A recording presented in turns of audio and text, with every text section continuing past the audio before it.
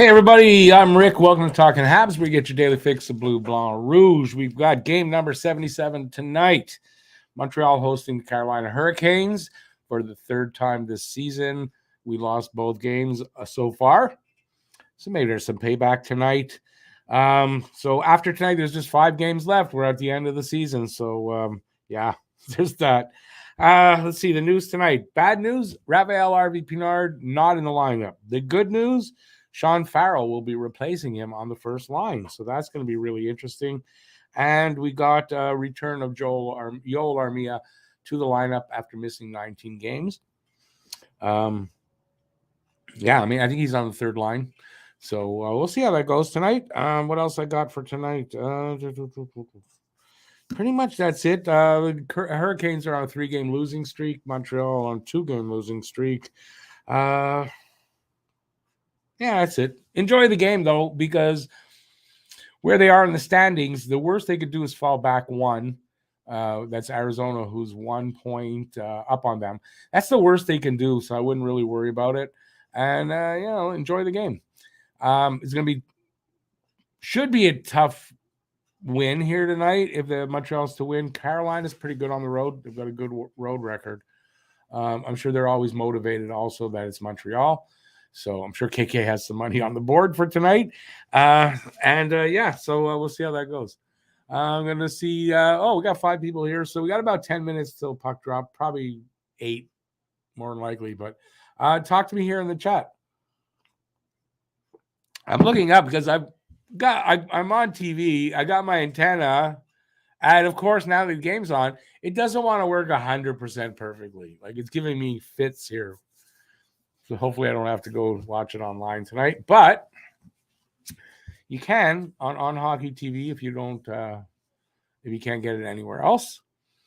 And you can listen to me. I will be doing play-by-play and game commentary and talk to you guys in the chat.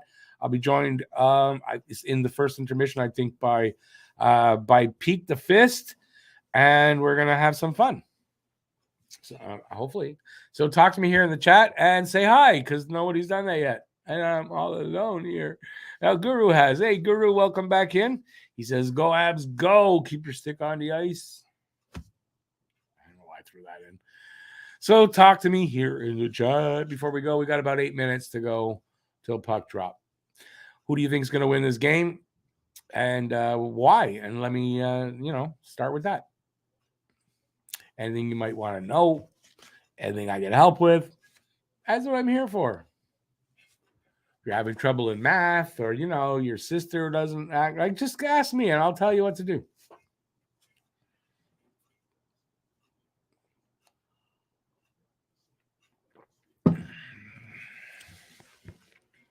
Or not. I mean, you could not. And then I got to sit here and I got to come up with something to say. Well, I met Chris Nyland yesterday. There's that. It didn't go well, but I met Chris Nyland right in front of my building. He was blocking the entrance, the walkway, and we didn't really have a confrontation or anything, but I was kind of rude. I didn't know it was Chris Nyland. And then when I knew it was Chris Nyland, I was all nice, of course. So we kind of met, and anyways, I apologized to him already then and on Twitter, and he said it was okay. So we'll see. I wrote a video, a poem for him. I'm going to do a video. I read it in the pregame show. If you really want to hear it, go to the pregame show, and I would like that, and you can see it there. If not, I might read it later in this broadcast. I don't know, but talk to me here in the chat, and we will go from there. Hey, Peter, see Pete the Fist right there. Pete the Fist. We're gonna have to change your name to that, there, buddy. Hopefully it's a close game and not a blowout. Yeah, well, that's what I was saying, right? Hopefully we it's nothing worse than, the team's out of it in the first period. There's nothing worse than that, I got to tell you. So, yeah, hopefully that doesn't happen. I don't think it will, even though Harvey Pinard is out. I'm kind of hopeful to see what Sean Farrell is going to do right up there in the first line with Nick Suzuki, and see if there's any chemistry there between the two and stuff like that. So, Elliot, my prediction was 5-2 Carolina in overtime. I forgot to write out that overtime. I was thinking 4-3 earlier in overtime. At 5-2 Carolina. That's what I'm going with. You can give a guess here if you want. It doesn't count for the guess the score contest, but you can give it. And then you can have if you're right, it's it's like a moral win, sort of. That's what they call it. You can try that. They're showing Mike Pizzetta and his hockey stick ride. All right, that's it. Nobody else wanted to talk to me in the chat. Okay, what am I going to do? We were talking about Pierre-Luc Dubois the other day. I did even a live stream just about it. So Elliot Friedman was saying, it's 95% sure that Pierre-Luc Dubois is going to come to Montreal, blah, blah, blah, blah, blah. Darren Drager says he thinks that Elliot Friedman's guess at that 95% is kind of funny and pretty much an impossibility to really calculate like that. So, and as I said, I thought it was like maybe 50-50, but I don't think how you can get it at 95%. So Darren Drager actually agreeing with me. So there you go. He also says getting Pierre-Luc Dubois will not be cheap because they really need to sign him. And if not being able to sign him, when they trade him, they need something big coming back because it's very likely that Mark Scheifele is going to leave Winnipeg and they're going to need one of those two guys, if not both. So they're desperately trying to sign Dubois. If they do, it'll be a long-term deal, and I doubt he's going to go anywhere else. So I don't know that we're going to get him so easily as everyone might think. And definitely trading him doesn't seem to be the option. So if you can't get him that way and you got to wait for till he's a free agent, he might not hit free agency for a long, long time.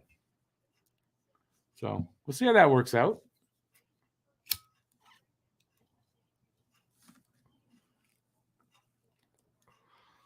How many points for KK? 2. That's a side bet. What do they call those when you're betting the gambling? Like, there's a name for that. Yeah. How many points for KK? I'm going with 2. You don't win anything for that, though. At least here, there's not gambling. You might win a prize, but you don't have to put any money out for it. Pete says 3. Pete also says it'll be a blowout by the Canes. Hopefully the opposite happens. He's just going for one of those opposites attract things. Oh, yeah, I was going, why are they showing that Five Roses sign? I go, oh, yeah, it's in Montreal. What am I thinking? JFS says nothing for KK tonight. I don't know. He usually does stuff, so I figure at least 1, but I'm going to go with 2. I was thinking of giving him the opening goal, but I think he did it last time, so I don't think he'll do it twice in a row. Where are we at? I would say puck drop in about anywhere from 1 to 3 minutes is my guess.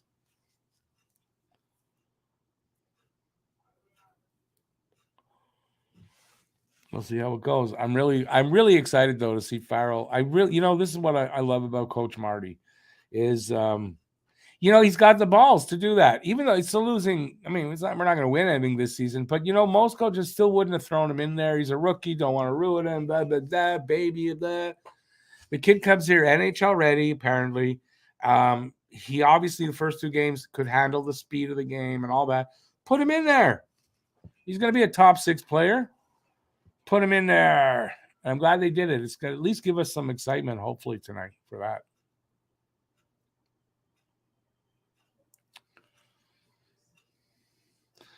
Habs Guru says, J-Fed has the right prediction for KK points. Well, you don't know that till after the game, though.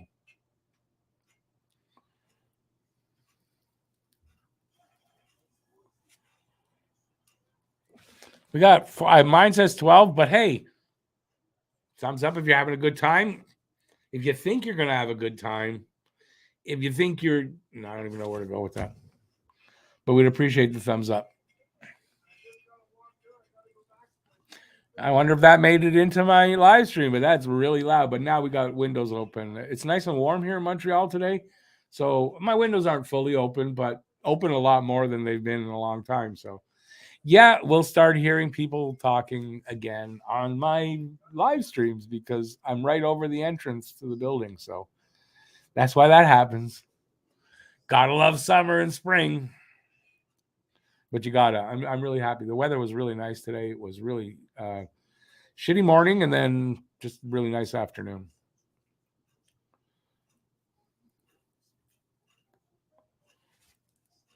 I would imagine because they got their own commercials here. I would imagine when they come back, we should probably have a puck drop by that time. See, now it's it's warmer, so my windows are open. That means they hear me too. So when I first started doing this, I used to be really shy about that and didn't I close my windows sometimes for live streams because I don't want to have people hear me. And then I realized, there's no difference, them or you guys. And it doesn't bother me anymore. Yes, I had that in my pregame show. Montreal did sign Jacob Dobas to a 2-year ELC starting next year, and he has signed also an AHL contract with Laval Rocket, and he'll finish the season with the Rocket. I don't know if they're going to make the playoffs or not, but he'll be with them, and I have a feeling that's where he'll play next season. And we'll see the beginnings of Jacob Dobas's professional career. I think there's a possibility there. Like he's got potential, Dobas. I don't know. He's not going to be a Carey Price, and then maybe he is. I don't know, but I don't think so. But he's got potential to be a 1B, 1A, 1B type of guy, and we'll see. And they need the goaltending help. I think they're a little short on goalies through the system, so it's a good thing. They are doing the national anthem, which I don't really know why they still do this, but they're doing it. So another 2-3 minutes and we will have a game going on. Hey, Randy, how you doing, man? Way to mess up your meetup with legendary Kristen Island. I know. But honestly, though, if I say to him, hey, can you move? And he moves, I don't look back, don't know it's him. So if I didn't mess it up, I wouldn't have known it was him. So in a way, I said, I was a little upset with myself. Then I thought, you know what? I'll just turn this around as best I can. And I'll make and I've done that, I think, and we'll see how it goes. But I mean, considering he probably comes here every now and then, I could have had a better first meeting with him. But, the windows are open. My dog's probably going to bark a little more than usual. Ray, don't bark now. She barked just to make, he's right.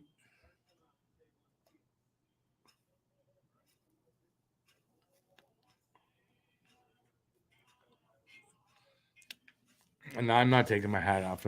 I don't know how you guys feel about the national anthems, but I just find them not necessary for NHL games. Dobas and Primo can push each other for 100%. I mean, I don't see Dobas being ready yet, obviously. So, I mean, we'll probably see a game or two. Ray, don't bark. That was just Ray. Don't bark. That was Luna. Oy. Ray, no barking. So yeah, I mean, he's gonna, I don't know what I was saying. They'll push each other, yeah. Ray, enough now.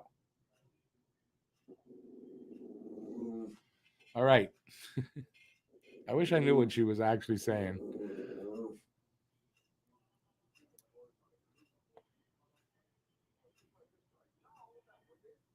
I hear French singing, so they're doing the Canadian anthem.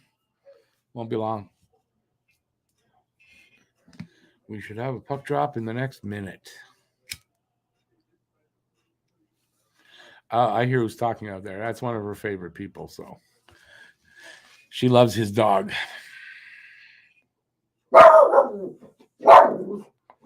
Okay, Ray, just bad timing. You'll see them tomorrow.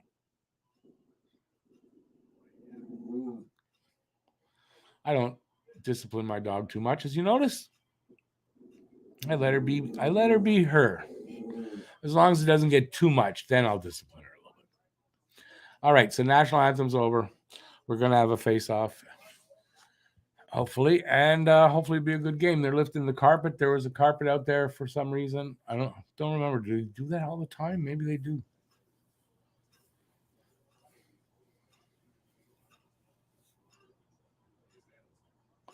I can only barely hear it, Pete, so I couldn't tell you. So if you're asking me, I couldn't tell you. Good to see Monty again. I believe his second game in a row.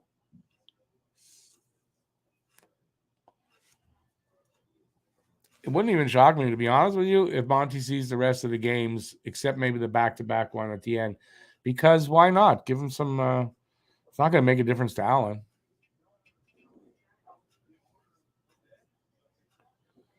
All right, so we're gearing up. We got Evans taking the draw against Stahl. Stahl not in a Pride jersey. Amazing. You knew I had to say that. Let's see what we got here. It's the fourth line out there. I'll get myself into the play-by-play.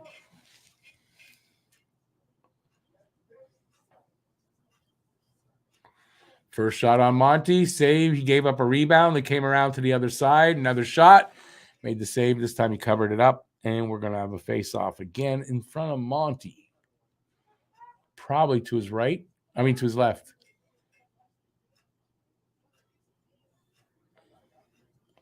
No, it wasn't KK.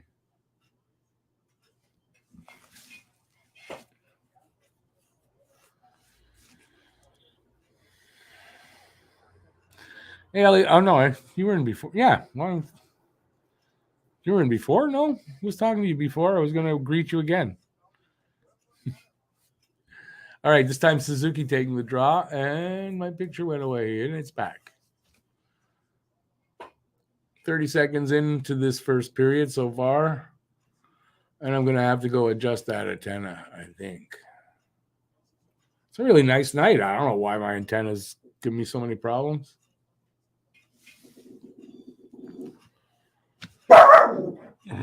Ray, stop. Got an icing call against Carolina, I believe.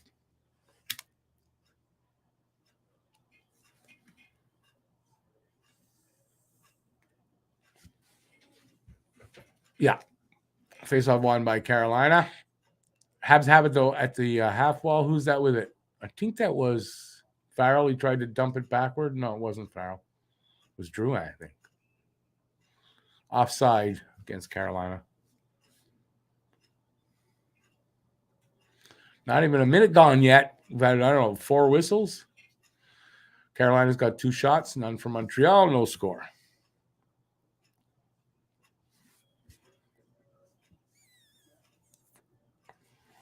Is Drew on the top line? Or it was just a lineup change and he was there. Anyways, Farrell's out there. Farrell just got clipped in the face, I think. From his reaction, it looked like it. Okay, what just happened here? Why this it whistled down? Did the puck go out? That one I missed. I don't know. But Farrell acted like he got clipped in the face.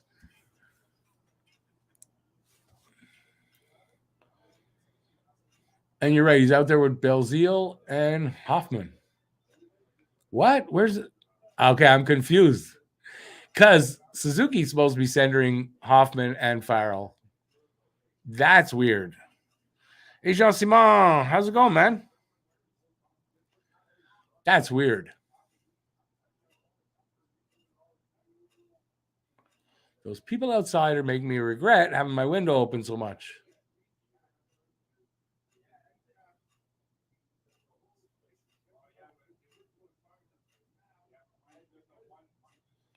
They're talking about the fire. I wonder if it's them screwing up my reception. Here comes Gurianov racing down the left side. Fires, save Ranta, and we'll have a face-off there. Brad Stanton up with bases loaded. I don't do baseball here, so no worries. We don't need the update for the baseball, especially not Blue Jays. Like, really, guys, not Blue Jays, please. We're almost 2 minutes in here.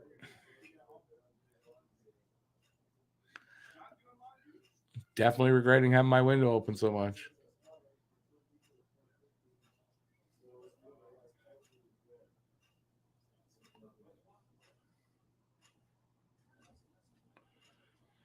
Where's the puck? Oh, behind the net. Armia picks it up. He sends it up along the boards, and the Habs can't clear it. And it's hard for me to tell because I'm going to go have to adjust my wire. That's what she said last night.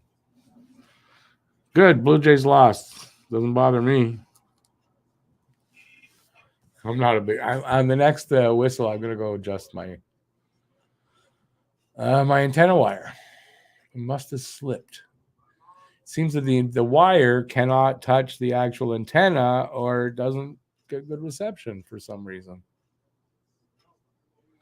3 minutes in, shots are 2-1, Carolina, and no score. A little pressure here by Carolina. They send it up to the point shot, kind of weak shot along the ice, but Monty through traffic made a save. Rebound went to the corner. Montreal coming out with it. Evans over the blue line, loses it there. 71 takes it away from 71. Carolina, it was, I don't know who that was. A little attempt there right in front of the net. They turned the puck over now. Montreal coming out. I'm screwed up because the reception, it keeps going in and out. I get fuzzy and then clear. Oh, a nice pass attempt there by, I don't know who that was, right through the crease. Oh, Suzuki. Got intercepted by a Hurricane. They clear it now. Stretch pass up to the line. They're in there. Taken away. Montreal clears it out. And they're going to, nope.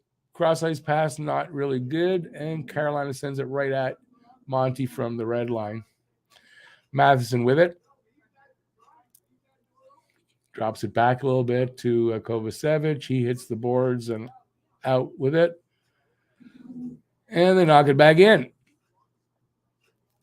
Carolina really aggressive on the puck. They're kind of giving Montreal fits there. And finally, I think Weidman cleared that out. And they kind of lose it at the blue line. That was KK, gives it off, I don't know who, stretch pass up to the blue line. Then guy sends it into the corner where it's picked up by Farrell. To Harris. Harris cross ice to his partner there. Matheson. Matheson up along the boards, giving it away. Here come the Hurricanes the other way. That was not much of an attempt, but turned away by Monty. Canes send it back in. They pick it up in the corner. Up to the point. Shot. Monty makes a save. We'll have a face-off in front of them there. All right. Wow, we're down, people. Oh, that was in the last show. Yeah, so far so good. I mean, the play's not bad, but Carolina really aggressive on the puck. I find in Montreal's end, they're really having trouble getting it out because of that.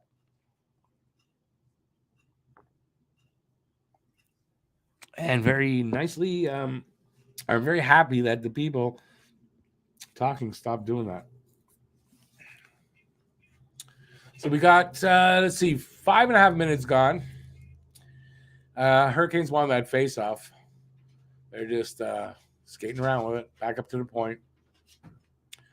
Shot, sort of a lobbed at the net, went off somebody and over the net. Another shot went wide.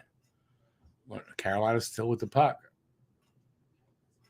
Maybe not now. Can Montreal get it? Nope. Carolina. At the point, shot. He flubbed it. Another one. And he scores. So who is that? One of the defensemen. Anyway, he took a shot, but he totally flubbed it. It didn't go anywhere. Slavin, I think. And then his next shot went right in. I think it's Jacob Slavin.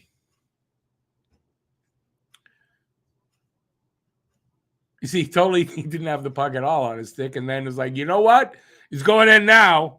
You know what? He was badly screened. I mean, Monty's screen. It might have gone off somebody too. I don't know. Changed direction. I don't know. I can't tell from that angle. But anyway, it's 1-0 Carolina. And just at the 6-minute mark or something. So we're a little over 6 minutes gone in the first.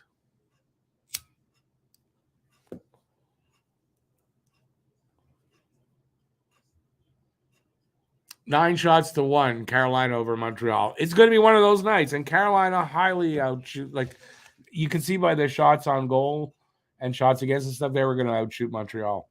But this is a little ridiculous. So it was tipped in. Oh, that was Shea. It wasn't Slavin. Brady Shea with the goal. It wasn't tipped in. Or if it was tipped in, they didn't discover it yet. They might change it.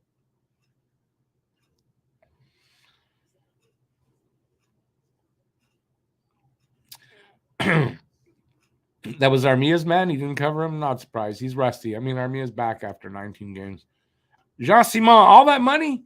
And listen, I'm not a big gambler or don't really approve of it, but $11 is not that bad. But wish you luck. Putting that on Montreal tonight it's a gamble in itself.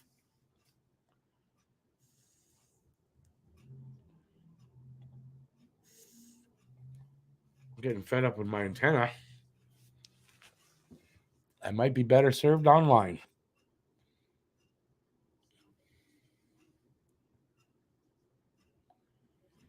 Spend $75 on an antenna. It's not the best, but $75. I should get something.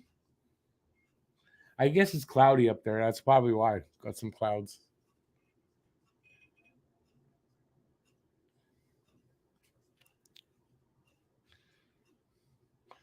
So what is Jean-Simon? They win, you get back 33. That's fair. You know, that's not too bad. But I don't tell people to gamble. I don't do it, and I don't tell people to. You can do what you want.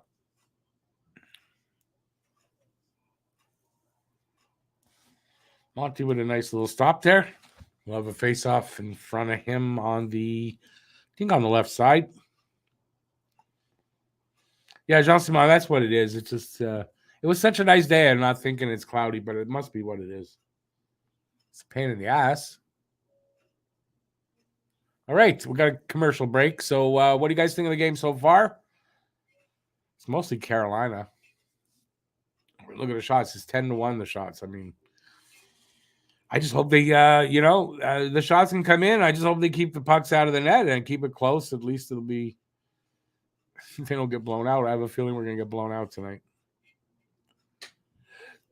It's looking like it.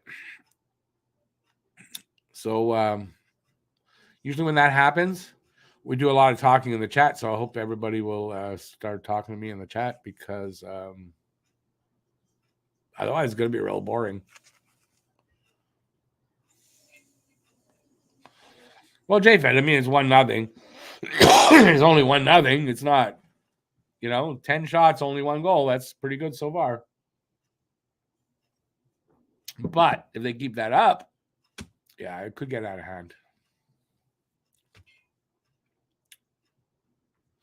Good point, Lucas, because I can't stand seeing that storm surge. They won't do that tonight when they beat us because they are not at home. And there, speaking of gambling, look at that. I look up. Gambling.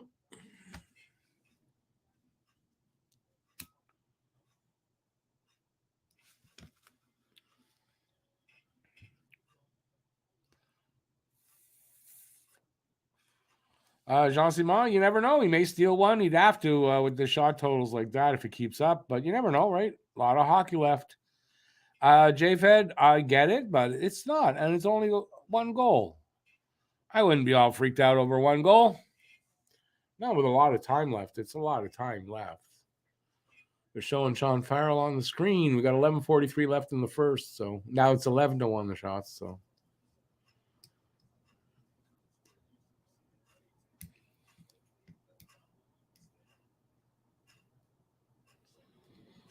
you know what? They're showing Farrell. He looks like a really young Jonathan Drouin. Yikes. Danny Tabernac, it's been a while. How's it going, man? Good to see you. We won last time in OT. No, we didn't.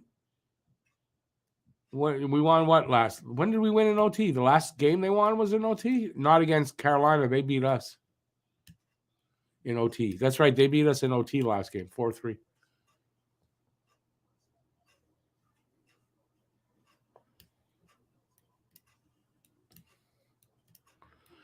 I don't know. It doesn't look like it's the Habs night, like as far as puck bounces and passing. I don't know. It's not their best night so far. There's a shot by young Mr. Farrell. There was a save, though. It was a nice shot.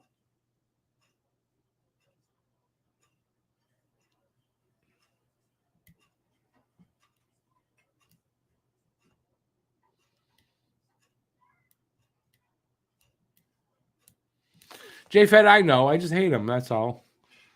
I'm never going to get used to them, though. Against Buffalo, it was OT. Was it? Yeah, oh, whatever. They also beat us last time, was OT. Like number 14? Of course we like number 14. You like number 9. Well, number 9 who? For who?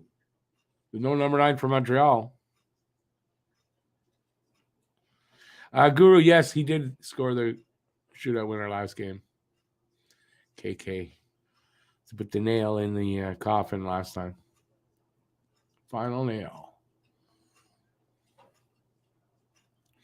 So we're halfway through the first. I'm going to start doing some play-by-play again so I see what's going on.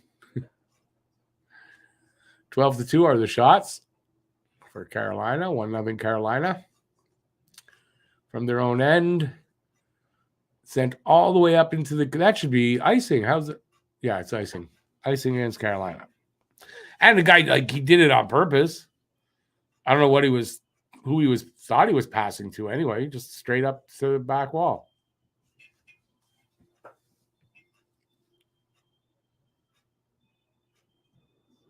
Oh, I get you, Danny. Thank you. I didn't realize that's what you're doing. 9 likes and 14 in chat. Thanks. I appreciate that. That's not a bad total for 14, man. Get 9 likes. I don't see those any. If I was like directly on YouTube, I would see it, but I'm not. So StreamYard doesn't give me that stuff.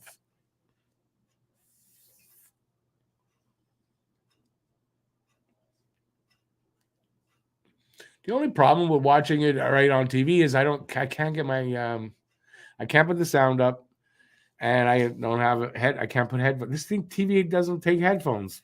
What? There's no headphone jack for the TV. So yeah, I have to figure out a lot of things on my own. We have a call for what, offside? Why did they whistle that down? For a hand pass or something?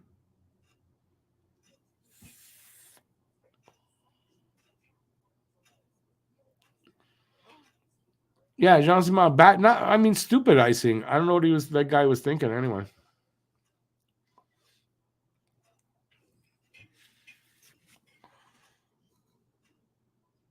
Well, I would offer you one, but not possible to do. All right. Got a commercial break here. I'm sure they'll be back in a minute. J-Fed's going between college basketball and the Montreal game. I'm not a basketball guy either. I enjoy playing basketball. I don't like watching it. So for me, basically, my sports were always hockey, baseball, and golf. Those were my sports. You know, like people with their pronouns, I'm hockey, baseball, golf. Those are my sports pronouns. Mr. Vexy. It is Carolina winning 1-0.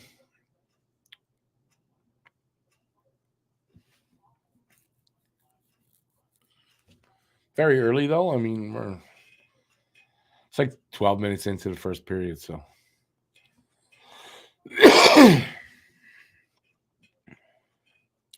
It's waiting out a commercial. And, of course, I'll look up again. What do you think the commercial is? Gambling. Why not? Hey, everybody, send us your money. We need the money. You don't.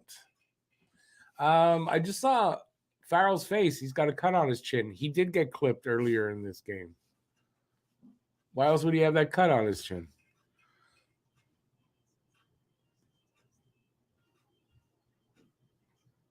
Barely old enough to shave.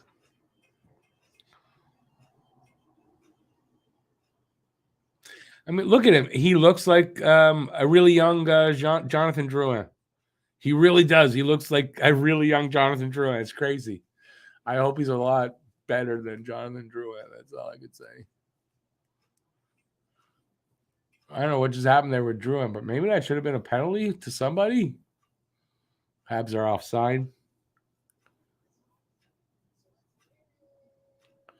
Really, another gambling. So all the commercials are going to be gambling ads. This one is not really a commercial. It's just they just put it over the broadcast, but still. Let's start counting them. Right, face-off is 2. Oh, just inside the blue line or over the blue line, right? It was offside. Excuse me, lost where I was. All right, it's going to be one of those nights. We got 8:45 to go in the first. 12-3, that's the shots. 1-0 Carolina.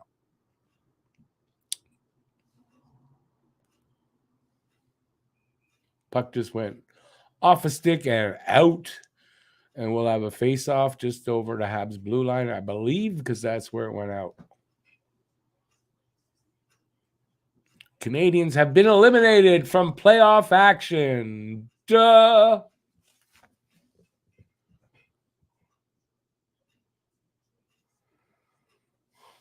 You watched Laval. Hey, Peter, by the way. Watched Laval last night, like Heineman. Yeah, Heineman, that was his 5th goal in 6 games. That I saw. I didn't see the goals, but I mean, I saw that on Twitter. Think he's a prospect. He's supposed to be. Heineman's a guy we got in the Foley trade, I do believe. He certainly looks like one. He was impressive at camp this season, I thought, Heineman. So, yeah.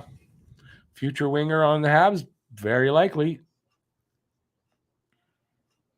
Another puck out of play out over the boards, so we'll have another face-off. I'm not sure exactly where. Oh, this morning I almost got caught, and the Habs did it too. I get up. I usually when I get up, I do a few things, and not long, and I'm on the computer. I'm on Twitter, and there's a post from the Canadiens, and they're saying because they love those powder blue jerseys so much, the rest of the games they'll be wearing them, and I got caught, and I'm freaking out. No, this cat, no, and then it hits me. It's April 1st. God, Canadiens, they got me. I was sure it was true. That's why you'll see no April Fool's stuff on my show because I don't like that. It's stupid. It was fine when I was a kid. Pete, yeah, they're very quick on the puck. They're very, they're very suffocating is kind of a good way to put it. Plus, I mean, they haven't been playing well from what I'm reading, but I mean, this is against Montreal. You know that there's motivation just in that. And going into the playoffs, if they've lost 3 games in a row, they don't want to lose this one. So, oh, look, they just put it up. What I just told you about. So we're undefeated in blue since February 11th. To celebrate, the Canadiens will play the remainder of the team's 2023 or 2022-23 games in their retro-reverse jerseys. It's funny how they just put that up after I'm talking about it. Hey, are you guys listening in? Are they listening in? No. If I was into conspiracy theories, I would definitely believe that. JFed watched the London Knights play first playoff game last night. Mayu had 0 points, but they won 7-0. Mayu played all right though. I saw only one where like a big hit he gave. That's all I saw about that. But yeah. Yeah, Mayu, it looks like he's going to be good, but I just think he needs a little bit more development. I don't see any reason why the Habs would rush him either. So anybody arguing against what I say, I think he'll go back to London. Why would the Habs rush this kid? There's no need. And he needs the development. Rushing him could be the wrong thing to do. Very wrong thing to do. We're down to 6.5 minutes to go here in the first. 14-3. Shots on goal. 1-0 Carolina. Of course, they lead the shots. Another one there. Save Monty. Goes into the corner. Sent around to the other side. Up to the point. Shot. It was going to be wide, but it went off a leg and went into the corner. But that could have been dangerous there. Another shot. I think Monty made another save. They're just they're all over Montreal. 15 saves, 6 minutes left in the first period. So a good first by Monty because only giving up one goal. Monty's keeping them in it. They're not doing anything to be in it because I'd say the zone time's been far and away in Kane's favor. They're getting sustained pressure. Montreal kind of in and out on the other side. That's what she said last night. But, you know.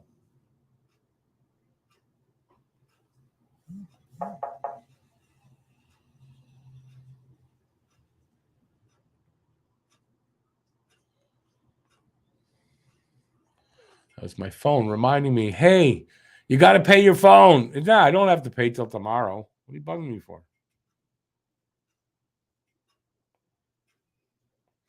Oh, what happened there? There was a shot, a save, and we're going to have a face-off. That makes sense. But the goalies are going to the benches, so they're going for a commercial break. Another commercial break. I don't know about you, but man, they do a lot of those now. Oh, this is my cousin. Look at that. She probably just heard about the fire.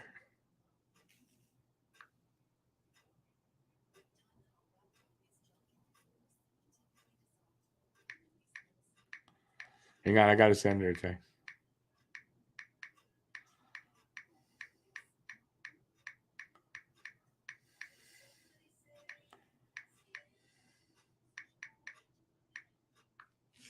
No, she knows what I do, so. She's in Phoenix, but she's still on the Dorval on the internet. She gets all the news from Dorval. She just heard about the fire next door.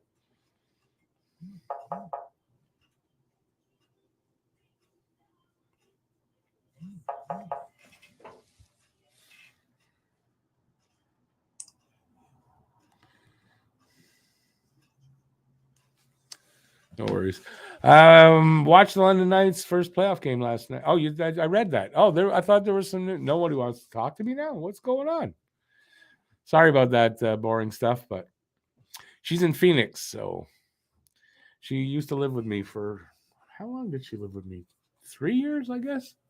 First 3 years in this apartment, but in and out. She'd go back to Phoenix for a couple of months, come back, like that kind of thing. And then she went back just before the pandemic hit, and then decided to stay. So that's why my son's living with me. But she still gets she gets the Dorval news sometimes before I know what's happening. And she texts me, oh, did you hear about this? No. How the hell you know that from Phoenix?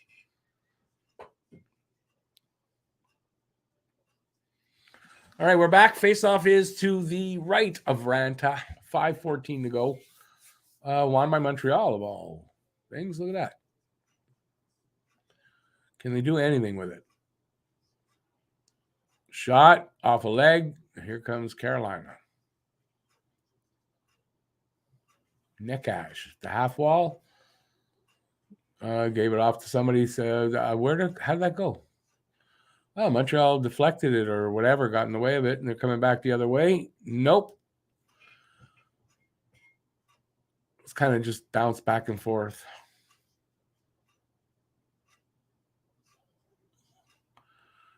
I don't know who that is. Over the line. Find Montreal in there. Shot from the point. Matheson. Stopped by somebody. Flipped out to the neutral zone. Matheson again. Over the line. Wheeling and dealing. He couldn't really get a shot away. It's behind the net. Into the corner. And Carolina sends it up. And they get it out. Montreal. Or give it away to Montreal, though.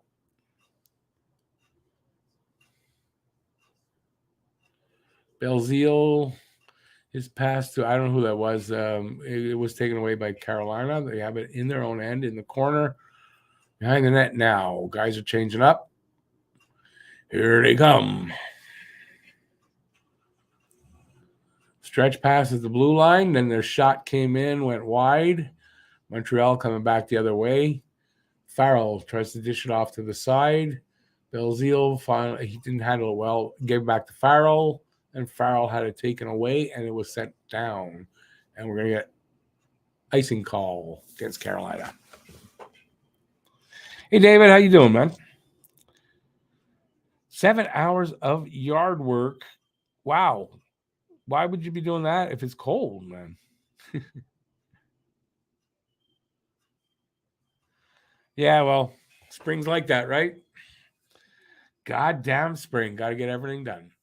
It used to be my favorite time of year when I was doing lawns.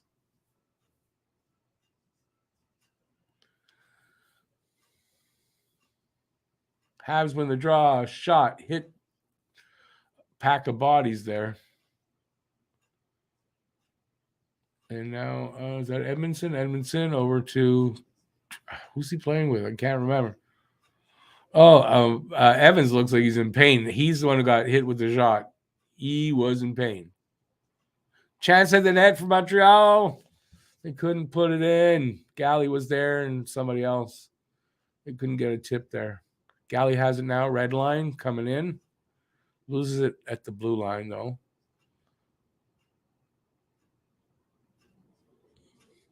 Pizzetta will flip it in and go after it. It's going to pick it up first. Sends it the other way. Actually gave it away, so.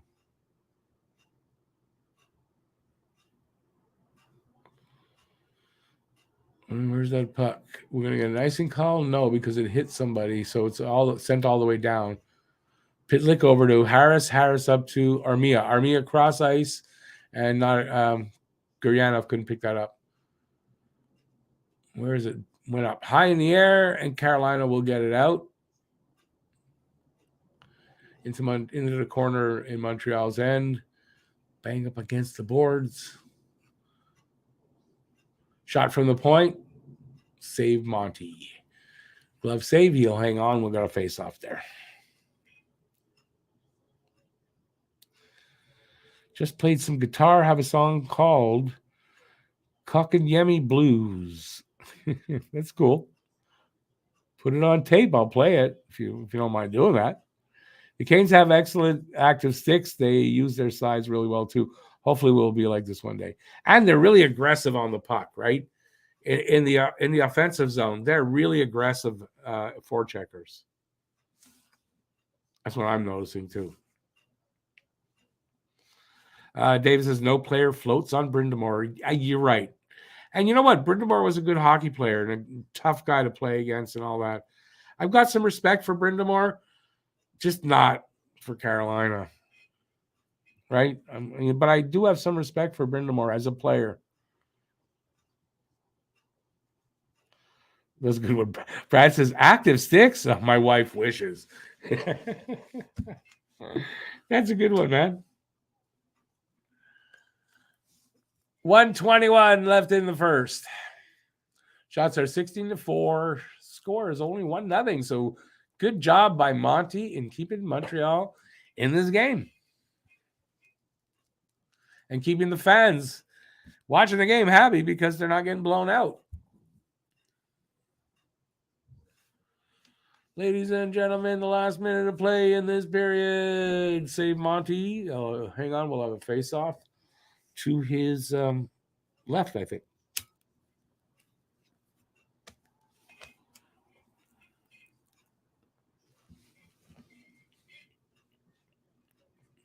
I used to have an active stick, but now I need Viagra.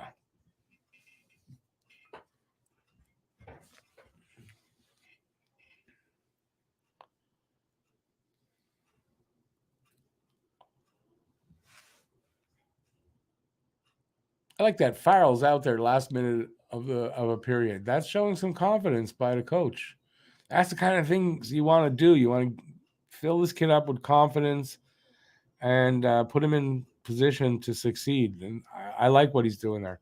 And being bold and putting him on the first line. I think he's on. Like, I don't know what happened with that, but I still I like the way he's using him. Confidence he's showing on him. Plus, it looks to me that he looks NHL ready. He doesn't seem phased by the speed of the game and stuff like that. Is he perfect yet? Of course not. But I think he's ready. And you got to think he's going to be one of the guys on the team next season, right? Imagine training camp will have something to do with that. But if he has a good camp, Farrell should be here next season, and maybe a couple other rookies too. So I think next season Farrell's one of the rookies that I've said will be here in the forward group. Offside against Carolina.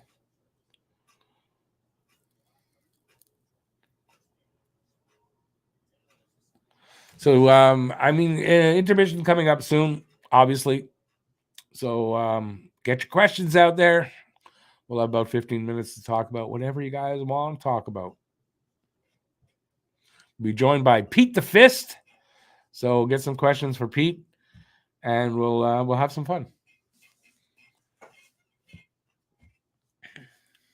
Pretty soon, someone's going to come up to Pete and start going, "Are you Pete the Fist?" That'd be funny.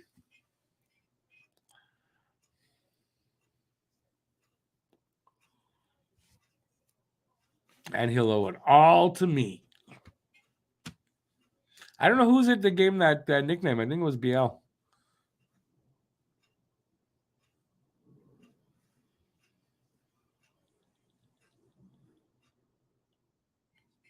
Speaking of, look who's joining us. Hang on a sec, Pete. Let me get my cursor over there. Where the hell? There it is. Peter. Hello, everybody. You got to change that name there to Pete the Fist, man. Pete the Fist? I'm not hearing anything. You're not hearing me? Oh, it's my volume is down. It's your volume that's down, not mine. Yeah. I checked things. Jeez. So what do you think of the game so far? Have you watched? That has been the longest, most boring period of hockey I've watched this season. No, that's not true. There's been some games that were worse than this. Well, I haven't watched it. Okay, that's so I take that back. It's true for you, not true for me. But you're right. It's not been a great nice. It's not been a great first, except Monty. Monty's held them in. Look, 16 shots. That's nice. Yeah, he's done well. He's done the job. 1 goal. This could be out of hand already. Yeah, I think Carolina's they're just going through the motions, trying not to get injured, stay healthy. I don't know about that. They haven't been. I don't know about that for this game because there's got to be emotion there. That they don't like us. We don't. I'm not saying there's no emotion. I'm just saying they're being very careful. Watch the way they're playing. Well, careful. I don't know. I find them very aggressive in the Habs zone. They're still going to forecheck. Aggressive forecheckers. They're not hitting Rick. They're not. Oh, you're talking about there's no big hits. Yeah, well, kind of maybe violent. They're not playing. Yeah, well, makes sense. You don't want to get hurt playing a team like Montreal before the playoffs. You don't want any of your big guys getting hurt like that, doing something stupid, right? So I mean, it makes sense. I would love to see all of them get hurt. Yeah, well, why? This year doesn't matter.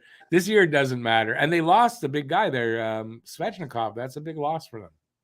Yeah, there's a few points gone there.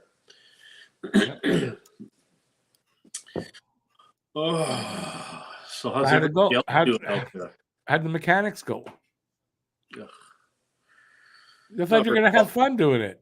Oh, I did. I was having fun until, struggled getting the radiator out. And then Wow, the power steering pump, he ordered a power steering pump without the pulley. So trying to get the pulley off is just impossible. Yeah, no, that sounds like fun. Yeah. So you never know, eh? Finished. You just never know when you go at something like that. You never know what you're going to find sometimes. Exactly. Yep. Fortunately, we weren't able to finish it, so it sits till Tuesday. Oh, well. Sometimes that's how it works, man. Maybe clean the wax out of the ears and listen to what the old guy says. I don't know. He's probably saying, well, it's the mechanic. Sometimes the mechanic. I'm no mechanic. I'm just joking anyway. I can get it fixed and I can get it running. Well, I guess I'm pretty good. I brought home a Chevelle that wasn't running and had more holes in it than Swiss cheese. You're better than me. I'm not much of a mechanic, but you know what? I did CAA for I think 2 years. A battery truck, so mostly. So I did a lot of I did all kinds of shit there. But what I was good at, not being a mechanic, diagnosing stuff.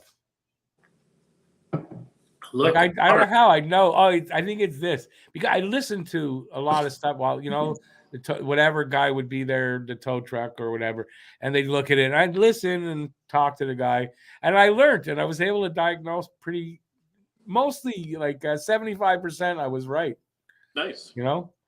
For not for big things, but for like starter. Like I could tell basically what it was, and I turned out to be right because I check. If I could, I would check and say, what was wrong with that? And he'd tell me, like, oh, that's what I thought it was. So, nice. Yeah, that was I loved that job. That was a great job doing CAA. It's fun. You know what? I did a lot of, when I first started there, before the battery truck, pull-outs. I was on a truck where I could go underground and pull cars out. Oh, yeah. That's fun. You get these old people that you got to steer, right? Because you got to pull. They got to steer. And your car's going into the wall because they won't listen to what you said. And it's like, oh my God, how many times I so close. Oh God. But it was a fun job overall. Good money for tips. Not good money for pay. But good money for tips. Yeah.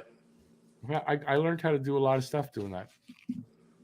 That's how I learned how to plug to the 13 that are watching. Yeah, nobody's asking me anything, so I'm looking at the chat. Up there slow, or has everybody died? Like, what's going on? I don't know. Nobody's talking, so we're going to talk. That's what they get. They don't want. I mean, I said talk to me. Nobody wants to talk to me. That's what can I do? And then wifey does a COVID test today. She got the COVID. Who? Wifey. No. Yeah. So separate bedrooms? Probably. Yeah, be careful. You know what? Everybody in the house really likely to get it. I thought I would be able to keep my son from getting it. No, I had it. So we'll see. We'll see what happens. First time if you get it? Have you had it yet? I've had it. Oh, you've had it. Okay. I had it before everybody had COVID too, because I was super sick. Not before October 2019. Like I was deathly. October 2019. Just before the pandemic. Oh, you could have had it. October, you could have had 2019. You could have had it. Yeah, it was like the beginning though. Like you would have been one of the first people but it was definitely a thing that was just starting to happen. Yeah, I remember because when I read about it in my brain, because it was a small article somewhere, I read about it. My brain went up. This is going to be something, and then I forgot about it. And you'd hear here and there, and it slowly crept to here. And life's never been the same. Nope. Never will be. Nope. So may I ask, it is bubble tea. What do you mean can't ask about PLD anymore? LOL. Why can't you ask about PLD? Did I didn't. Where'd you get that from? Okay, here's what's about PLD though, but it's not, you can't, I don't know where you get that from. So Darren, you know what Elliot Friedman said, right? Yeah. Okay, so Darren Drager today says that he laughed at the 95% guess by Elliot Friedman. He said it's funny and impossible to estimate. It's impossible to estimate. Remember what I was saying? At best, I think it's 50-50. I think I was right because I don't always agree with Drager, but in this case, since he's backing me up, I'm going to agree with him.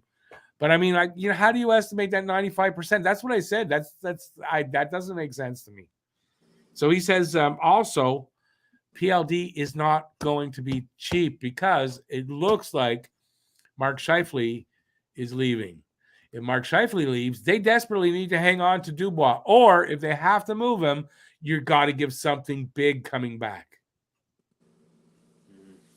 Right? Yep. And I don't want them giving that kind of piece back for Dubois. It's not worth it. Oh, nice, expensive 60-point guy, and its bubble tea is tired of talking about PLD. I get you. I am too. No, listen, I quite frankly, I am too. Because it's the same thing. It's the same thing, and it's the same thing, and it's not going to happen. It's too expensive, and they're not going to do that. If they can get him in free agency, they'll get him there. That I don't think they're going to pay the price that it's going to cost to get him. So yeah, bubble tea. I agree with you. I'm tired really talking about it because I don't think it's going to happen. So, I mean, you know what? The 60-point guy thing. He's 24. He's got a lot of potential to go higher than that, but he hasn't done it yet. So whatever. So yeah. Here's a question. What do you expect from the Habs next year? What would you consider progress? Finishing somewhere like outside the top 10. I don't think they make the playoffs, but I'm going to say somewhere between 8 and 12. To me, that's progress. I think that's the kind of progress we're going to see. Well, I think it all depends on what happens in the draft. Okay. And what happens. You're right. I forgot about that. Depends. We win the draft lottery. That's a changed estimate. Okay, go ahead. Sorry to interrupt. Yeah, there's too many variables there we could end up being really, really good, being, in the middle of the pack, or we could end up, not in the bottom 5, but not, not above 10 either. There's just way too much variables. It all depends on what happens this summer. Because you could look at it and say some of the games and the way they're playing and the team that they are, like this team's going to be good next year. Everybody's healthy, but you don't know that, and I wouldn't count on that. They're going to be better. Oh, somewhat better, but they're not making the playoffs. They're already better than they were last year, and next year I'm sure they'll be better than they were this year. So they will get better. It's just, there's just a lot of, like I said, a lot of variables that come into play, and we'll see what happens. I'm excited for the off season. Me too. But it's like, it's like every team in this kind of position. It's a slow climb back into contention. It's not a boom 1 year jump up. Nope. It's a climb. Yep. And they figure it's 2-3 years till they get to the playoffs. So if we can hover around the 15-16 mark for next year, that's a huge plus. Yeah, I don't see that, but the year after, I think that's when they start to me.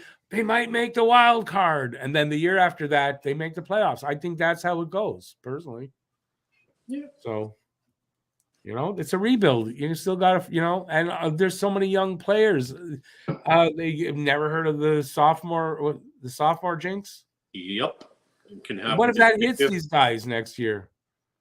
You got that. You got a new group of rookies. It's going to be, believe me, as any other season, a tumultuous sort, kind of season, ups and downs and good and bad. It's the way it works. Let's see. Oh, we'll definitely stand the man. We'll definitely be better on the power play. Definitely, because we won't have what's that butternut head that's behind the bench there? Burrow. Well, we don't know that though. You don't know that. They won't keep him. He's about as useful as. Yeah, I agree with you, but we don't know that. But you got to think Marty will start picking like he picked Robidahl last year, right? You got to think this year, after a full season with these guys, you might see some changes, and he'll bring them in because he didn't bring any of those guys in. No. Only Robidahl that he actually picked. So if you watch the bench and listen to him when he speaks highly of Letowski. Bench coach, I could see him staying. Yeah, he speaks very highly of him, communicates with him a lot behind the bench, and very little communication that I see during gameplay with Burrows. And talk to him a little bit, but just I don't know. It doesn't seem like they're on the same wavelength. Well, here's why, maybe because Marty, if you remember, I don't know if you were in the stream last game. I think or when we played the Blue Jackets, right? So there's a connection there between Marty and the Blue Jackets. What's the connection? He was actually a power play consultant for them for a season, I think. So Marty he knows the power play. So like, you got to think there's going to be a change there. Oh yeah, you got to think. Stan the man, that's exactly what I said. I said some time ago. I can't remember when. Markov was our power play specialist, and it would be just amazing to see him come in a coaching, some kind of, even if he came in as a consultant, and just kind of, oh, you should do this, you should do that. He's the only thing I could see maybe against that happening is you don't know how him and St. Louis are going to get along because it's going to be St. Louis' decision. Yep. So that's the only thing I could see holding something like that up. And if Markov actually does want to do it, I don't know. Yeah, I don't know. That's the other thing. All depends on where Markov is at. Yeah, exactly. Bubble tea. I don't think you have to worry about that because Hughes has already said they're not going to sign free agents like that. They're not doing that. Yeah, they have no interest in building through the free agency market. They're not signing 28, 29-year-old free agents to help them get a little bit better next year. Like, they're not doing that. So I wouldn't worry about that. They're building from within. What video it was that I watched or where I watched, but I do remember Gorton saying nobody is going to be of 30, 33 years and above. And yeah, they wanted to try to rebuild through the draft, and through trade and develop young players coming in and develop them, and not signing these big free agents and all that. What else? When they're ready, and they know they're ready to compete for the as a contender, that's different. And then you're gonna of course you fill in spots with big guys, but till then I don't expect that to happen. Yeah. Besides, who's going to come here right now? Well, we're not winners yet. A lot of people want to play for Marty, from what I hear. Yeah, but again, they also want to win. So when Montreal is closer to being a winner, then you're going to see guys willing to come here in bigger numbers. 100%. But I've said this all along. Players go where they think they can win. Yeah. It might not be the best situation but they'll go there if they think they can win. That's what they want to do the most, right? Be somewhere where they can actually win. Oh, and if you could do it in Montreal, Vancouver. So you've seen what happens in Vancouver. Yeah. Yeah, no, they're not going to do that again. Hughes has said that. As a matter of fact, it wasn't that long ago. Last week or the week before, he did an interview with, I want to say it was LeBrun and another guy, I don't know, Rashtag or something like that. And they asked him that, and he answered it. So it's not like it's from way back. This is recent. This is what he said. Yeah. It's that culture that they want to bring in. They want to bring in a mindset, and they want to make sure that everybody is on that same page and has that same kind of mindset, so that the same kind of character. Everybody to get to that final resting. And guys of similar character, guys, all that kind of stuff. They want everybody on the same page, everybody with the same kind of desire and processes that they go through. Like, they do everything methodically. And, when you sit back and you look at what Gorton did with the Rangers and the Bruins, he didn't go in there like a raging buffoon. He went in there and he did everything strategically, slowly, very methodically. Like the guy is the ultimate. And I mean, that's what the Habs are doing right now. Yeah, everything they see it do, in the way they they're think about it first. You can see it in the moves, the way they're, they're signing their prospects. You can see the kind of guys they're they're signing and bringing in, and yeah, I like the way they're doing it. And there's no need to rush. Nope. Because rushing's not going to help. It's going to be worse if you rush. Yeah. Just got back for a second. Reaction is done for us so far. It's gotten us nowhere. So. Nope. You got to pay your dues, right? And every now and then you got to go back in the pack and pay your dues to get back to the top. And that's what Montreal just wasn't. Fans weren't willing to let them do that. Is really what it is. The fans, us, we're the problem. And now this new management group and the owner finally said, no, we're not doing that anymore. Brought in the ownership management group that's going to do what. That's going to do it. They still care about what the fans think. They're not going to be swayed by what the fans do. Exactly. So we're getting this good team that's going to be sustained for many years, whether we like it or not. We're underway for the second. We're getting creamed on shots, 18-5, man. Monty is really, keeping them in this game. Yeah. Right? If this is not a high-scoring game, it's totally due to Monty. He's doing good. Blown away. Now, that's saying there's still a lot of hockey left, but I have confidence now in Monty that way. It's not like it used to be where you figured any time he's going to break down. See, the ice is just tilted in Carolina's favor. Yeah, no, there's no doubt about it. Carolina's the much better team tonight. They're determined. They're determined to win here. And, they need it more than we do. They're comfortably in the playoffs, but you don't want to go into the playoffs with a 4-game losing streak just happening. Nope. Right? So, they're really determined to win this game. And they have a better team. No doubt. No shame in saying that. Nope. But pretty much by the time Montreal is good, they're going to be on their at least starting to be on their downswing. They're just 2-2-1.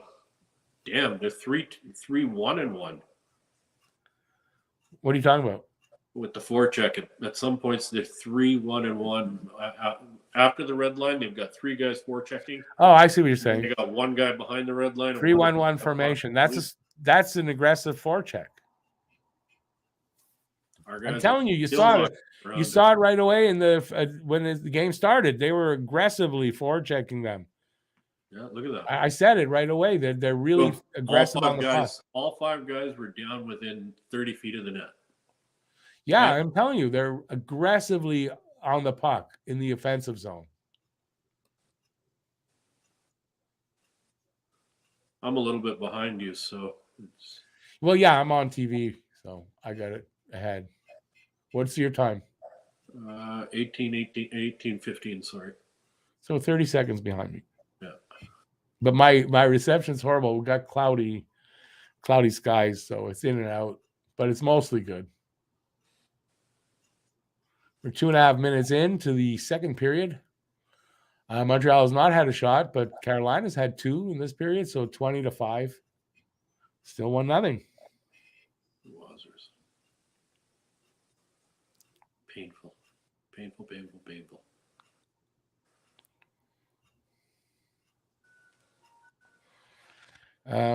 Yeah, I got okay, it's back. I'm gonna go adjust my antenna because it's not working very well. Well, folks, what do you think? Maybe there's nothing Yeah, Brad, Monty is playing very well. Yeah. Is he the number 1 now? I don't think there's anything I can do about it. Renegade man, Hudson was totally robbed. Like, what has Nyes got over Hudson? Come on. Hudson got robbed. Yeah, I agree with that. The only thing, and I said this, there's more to the Hobey Baker Award.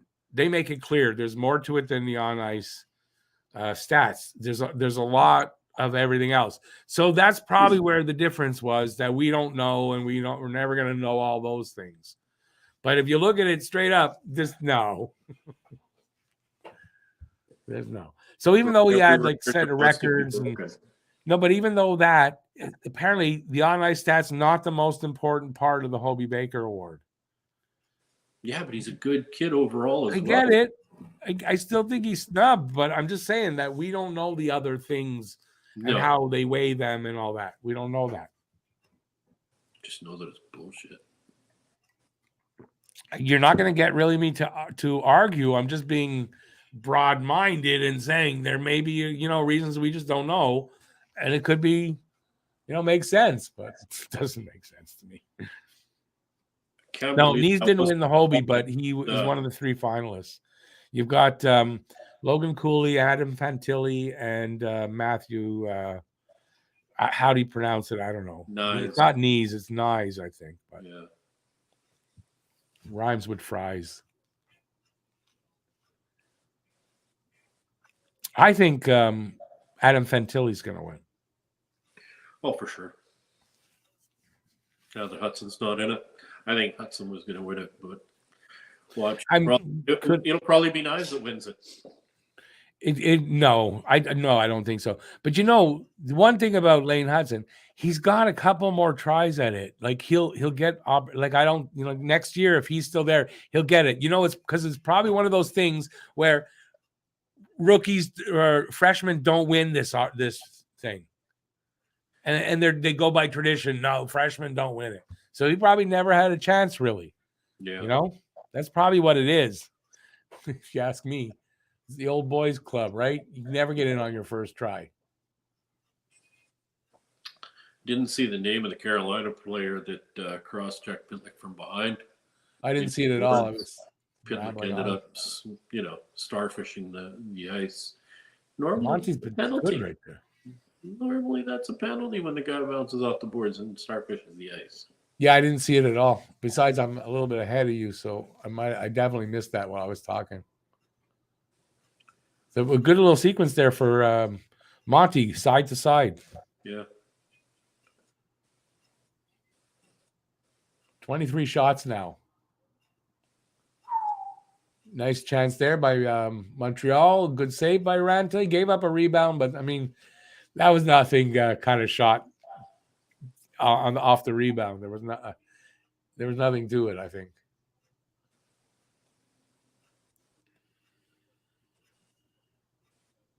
Here, this sequence there, made a save, comes around to the other side. Again, he slides over, makes a nice save. Some good work tonight by Monty. I still don't understand how people can watch this kid play and go, yeah, he's nothing. Really? You watch Monty play and say there's nothing there?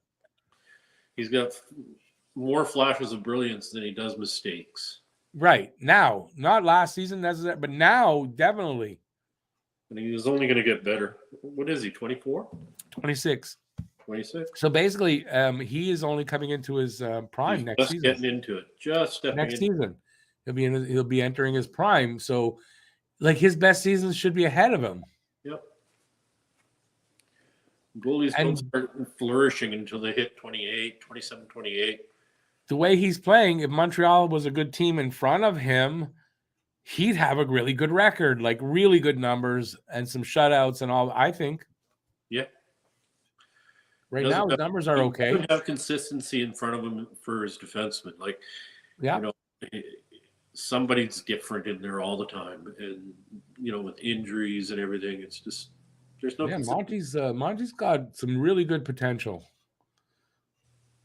And that's saying something to a goalie that's, is 26, and you say, oh, he's still got really good potential. I like that in a goalie. Yeah.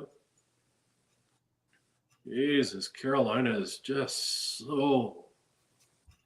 It's like the magnet in their sticks for the puck. God. This is depressing to watch.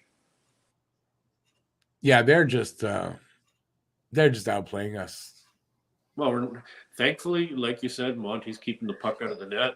But whole night. This is all we're Monty. not playing competitively. No, this is all Monty. The only reason it's this close is Monty. I mean, otherwise, this should be probably 4 or 5 goals scored already against us. We're not forechecking. We're not hitting. We're not doing nothing. Nope. Yeah, they seem flat. That's a good way to put it. And that wasn't a penalty. Okay, good. Good. You know, Belzile went to hit somebody, kind of rolled off of him as he kind of hit him. What is that? You don't do that. Not in the NHL. You got to finish your check. If you're gonna check somebody, you got to finish the check. Yeah, you do. Got to follow it through. Unless you see his numbers on the back, then you stop. You're not supposed to do that. He wasn't looking at the numbers. He was looking at his chest. And I'm just saying, you don't. I think those are the 2 spots, right? On the numbers and on the logo. You're not supposed to hit there. Yeah. Not so sure about the logo part, but on the numbers, you're on the back. You're not supposed. The logo's on the chest. You can hit them into the boards from there. It's just but it's the back. Yeah. You're not supposed to hit a guy like that on the numbers on the back. That's not allowed. No. They're defenseless at that point. Yeah. If you see their logo, you can hit them. I think the logo you're allowed. I said I might be wrong on that, but the back I'm not wrong on that. No. All right, let me see what. There's nobody talking to us tonight very much. They must like us talking together. I guess that's what it is. Right? That must be it. It's the kind of game, guys. Talk to us here in the chat. It's the kind of game for that. No, right? Brad Arsenault, no. Knies did not win the Hobie. No, I answered that. One. No, nobody's asked us anything for a while. Nothing to talk about right now, so. I don't get what they're talking about up there, Girl Scout cookies. It's not. Because Girl Scout cookies, that is a variety of this. But I like Girl Scout cookies. Oh, the mint one. Mario really commercial going over here. What's that? What commercial? Mario. Marriott? I got a Pure Lift. Oh, no, toothpaste. Yeah. And now I got no signal, so. Well, the wife and dogs are going upstairs. Bye, wife. Bye, dogs. Bye, signal. Love you too. I might have to go on the internet because it's like it got worse. So the cloud formation must have been. Anyway, I came back. Evan's taking the draw. Looks like he's okay. He was hurt earlier.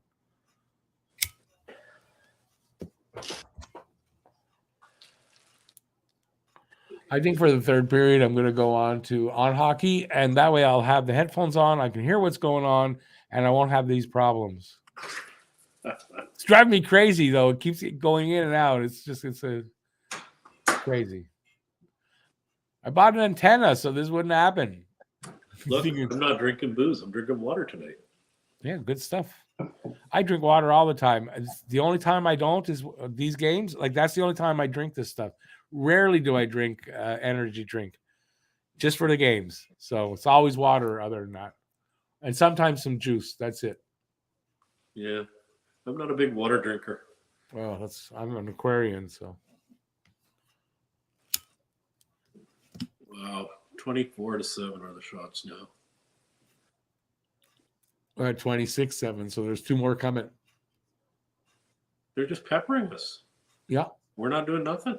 Well, the forecheck, I mean, they're so aggressive in the offensive zone. They're getting a lot of turnovers, and they're firing shots. And Monty's like, I don't know, but he's equal to the task so far, man. Knock wood and praise Monty because he's been great tonight. I'm not saying an overabundance of really difficult saves, but it doesn't matter. He's been there, stopped everything except one. Ranta is very, very cold right now. He's not seeing a lot of puck rubber. No, 7 shots against. It's almost at the halfway mark of the game. That could be a good thing. We may be able to sneak one by him a little bit later. If they stay close enough, right? If Monty keeps them this close, man, all they need is a break. Take advantage of that. You're tied up. Boom. Yeah. And that changes everything.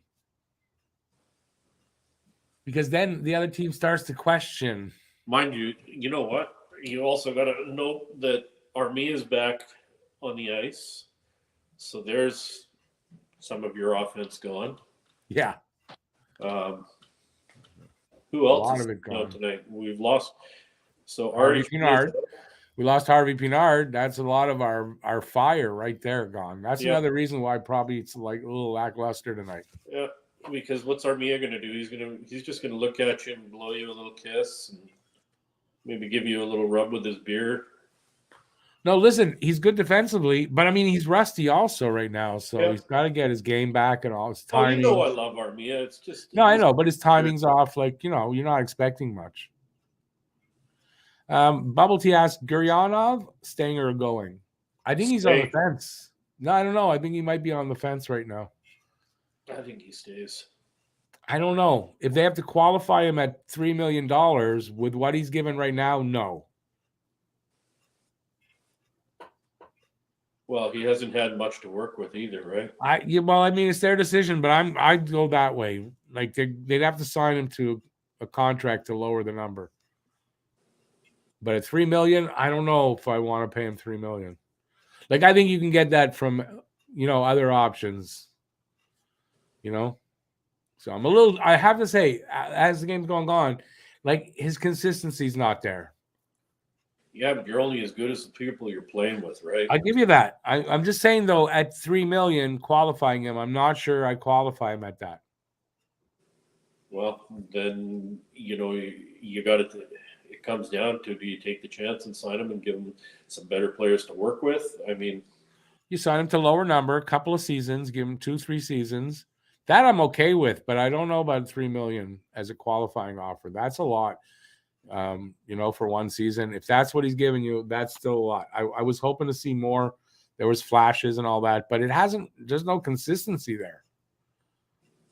No, I agree. And I like the guy. It's not. I'm not knocking him. I'm not trying to be consistent when you're being changed. Like there's no set lines on D. No, I get it, but they have to. But this is what they have to judge by. But this is what they have to judge him by, though, Pete. What are you going to create with the likes of Hoffman? I know, but they've got to try to make up their mind. So it's like I think they'll try to sign him to a couple of seasons. They put him on with Suzuki and Ando for a little bit there. That was working very well. And he's had flashes, but not consistent. Ando went down, so now it's Suzuki and God knows who. Let me put it what I'm trying to say. Qualify him at 3 years for $3 million for 1 year, or would you rather see him sign him for 2 years at $2 million each? I'd rather see 2 years at $2 million. That's what I'm talking about. Bring it down a little bit. I'm good, but I think 3 is a little too high. I don't think they're going to sign him for a very long time. No, it's got to be approved. He'll probably want 3 to 5 year contract. I would think a prove me contract, the short-term prove me contract. Yeah. And I'm sure they'll work. That's what he did with Dallas, didn't he? If they don't want to keep him, then they'll find a way to. Isn't that what he did with Dallas, though? Didn't he sign 2 years, $6 million, $3 million each? Last contract? I think that's what it was. So he's probably willing to do it. So. Probably. We'll see how it goes, but I mean, that's what my thoughts on that. Thoughts on Barron? Would you package him for PLD? No. Barron's going to be an important part of the defense going forward, I think, for years to come.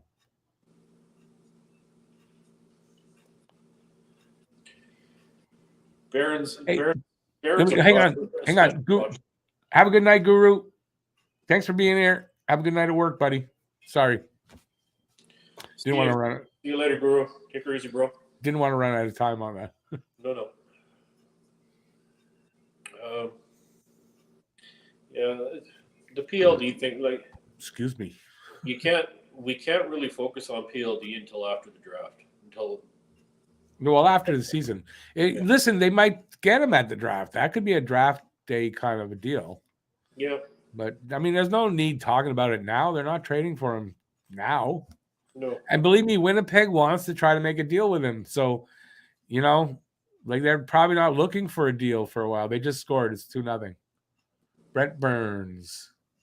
Guy I called for the first goal, I think, just got it. Or it's Stastny. Paul Stastny got the goal. They were showing Burns, that's why. A Burns shot? No, it was Burns.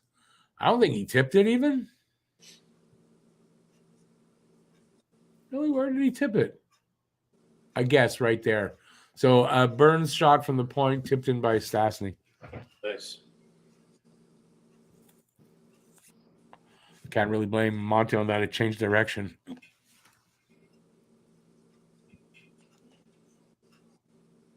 We got 9 minutes left in the second. Shots are 30-7. 30-7, and it's only 2-0. So still good on Monty. The rest of the team, not so good. Not so good.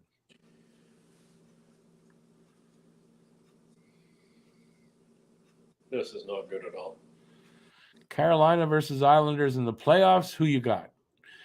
Because Romanov's with the Islanders, going Islanders, just because of that. And I don't like Carolina, so I'm not really ever going to go for Carolina. What do you got, Pete? I don't know. That one's a tough call. Not for me. Although if I'm analyzing it, yeah, it's probably tough. But I mean, I'm just going with. I don't like Carolina. About it, I don't want to see Carolina to win, but I see Carolina coming out of. Probably, but I'm never gonna go the other way. Fuck Carolina. I mean, Carolina's just. They're well coached. They're disciplined. They don't take a lot of penalties. Yeah, I know. Freaking huge. Oh, as I say that, Stahl takes a penalty. Yeah. No, Brady Shea. Cross-checking. Brady Shea? Yeah. Oh, it's Stahl shaking his head, going back to the bench. Yeah, because they're going to ask him to wear a Pride jersey tomorrow. What, shaking his head? No! No! I couldn't resist. Not for me. I don't blame you. Does he drew on doing better next year with a new team? I don't really care. Probably, yeah. I actually think he'll do better somewhere else. So the Habs are on the power play. We shall see what they do with it, though. They got a really good penalty kill, by the way, Carolina. As you see right there, they just took three guys who went in there and took the puck away.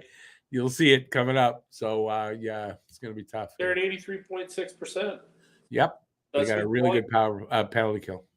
That's what I meant, PK. Did I say power play? They got a really good PK. And Montreal, well, we know, not great on the power play. So I would just decline the penalty, play 5-on-5. Yeah, well, too bad. There's some years, right? Too bad they can't do that, right? Yeah. Look. Oh, my God. Come on. Get him off the puck. Hoffman just watched him skate down into the corner. Oh, where are you going to go? Where are you going to go with the puck? Man, look at this. Shorthanded. They're giving them fifth shorthanded. This is what I mean. Like when I'm saying, oh, I want the loss, but I want us to be competitive. I don't want to watch a loss like this because we're not competitive. We're not. No, we're not. But at least Monty is. So it's something to enjoy. But you're right. I mean, this is not. But it's going to happen, though. I mean, this kind of games are going to happen. Even if they're Stanley Cup contender, these kind of games are going to happen. Hey, Anthony, how you doing? Pitlick. What are you doing with Pitlick? I want. What am I doing? What did you say with Pitlick? Yeah, I don't know what I want to do with him. Oh, I don't think he's going to be in Laval next year or somewhere else. I think he's expendable. I think you can package him up for something. Yeah, because next year you got guys coming up, the rookie. They're going to have to take place. They're going to have to take the spots of guys like that. Yeah. Or he's on your fourth line with Pizzetta and whoever else. That's what I see. He's too small for that line. Yeah, he's a fill-in till they're competitive, or till guys can take the spot, and that's probably next year. Like we were talking about the other day, Evans as well. Like Evans one day is going to be expendable like that. Yeah, 100%. As long as the guys that are coming up, that it depends on how many make it, how many, but yeah, they're going to be guys coming in to take these guys' spots eventually. Yeah. I watched the Knuckles thing with Pizzetta. How can you not love Pizzetta? Like, gotta love him. I didn't see it. No, I didn't watch that one yet. No. Good kid. Really good kid. Seems like it. Seems like he's a good kid. It's a really good kid. I liked him. I liked him last year. I like him this year. He struggled at first, but I mean, he's found his groove. There's no doubt, right? He's just, I don't think he should be getting any flack for honoring Tiger Williams' little. Oh God, no. Everybody's giving him a hard time about that. And then they don't have enough going on in their lives if you're going to give them shit over that. Like get a life. I'm in agreement with what Knuckles and Tim said on there. I would like to see more celebrations after a goal, like they do in the NFL, and some character. Like look at what Montreal was doing with Carey Price and PK Smith. Yeah, that's like you want to see everybody amped up, right? You want to see that kind of stuff, not take it away. See the emotion. Yeah, I mean, it's good for the team. It's good. It's all about that. And why can't they celebrate if they score? Why can't they show their individuality and stuff? Like, I don't have no problem with that. I mean, at all. Hell, they did it back in the 80s when Williams did that, right? Right, of course. So, yeah, no, it's taking away their character is not a good thing. Elliot says 5 points for Riley Kidney in the playoffs tonight and 2 points for Joshua Roy. Nice night. I saw that Kidney had 4 points before my pregame show. I didn't know what he ended up with. I wonder if the Habs would even consider drafting a Russian in the first round. No, I don't think so. I know that Grant McCagg's getting a lot of flack over saying that, but I've been saying it. I haven't gotten any flack over it, but I've been saying it for like a while. And I don't think they're going that way. So even if Michkov is there when they draft, they're not taking Michkov. Way too much risk. Did you see Terrien saying how the celebration was rude? But Terrien's an asshole. What do you expect an asshole to say? Right? I looked at that. Yeah, what do you expect? I wouldn't expect him to be all of a sudden changed person, and he's gonna go, yeah, he should. No, he hated that celebration. The one that stopped the price. Right, he hated that thing. So, what do you expect an asshole like that to say? His opinion doesn't even enter my mind. He's a nothing. Like forget it. Billy Bishop. Oh yeah, not Harvey Pinard not being in the lineup. It takes away a lot of their like energy and like he means a lot. You can see how he means a lot to this team. He's a serious checker for a little guy. He's a spark plug, He plays like Gallagher always was, right? Yep. How about any Russian with Florida's first? No, thank you. There's too much Canadian and American talent right now to want to go. Yeah, I mean, if there's nobody that they like, maybe, but I don't. Why take the chance? I think that'll be their attitude. But I guess if they're going to take, like if Michkov drops to where they are for the second pick, maybe they do it there, but not before there. I don't know. It's still a first-round pick. Like I said, do you really... You don't need to 3-0. And somebody's mad. Belzile smashed his stick over the crossbar. No, I agree with you, but I mean, 17. If it's late, like what if it's 27th pick? Yeah, okay, it's not so bad. You might take a chance there. I'm not saying they do it, but you might. I want to see this goal. But still, it's like we've talked about. Wait, before, what happened? You would have to sit down and totally have a massive interview with Michkov. Find out what his intentions are, where he's planning on going, what he's planning on doing. Yeah, but you're not going to be able to.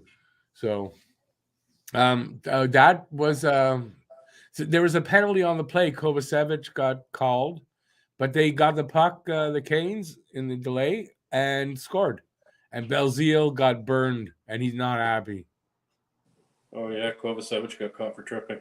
Yep. And then they scored 2 seconds later, like 3 seconds later.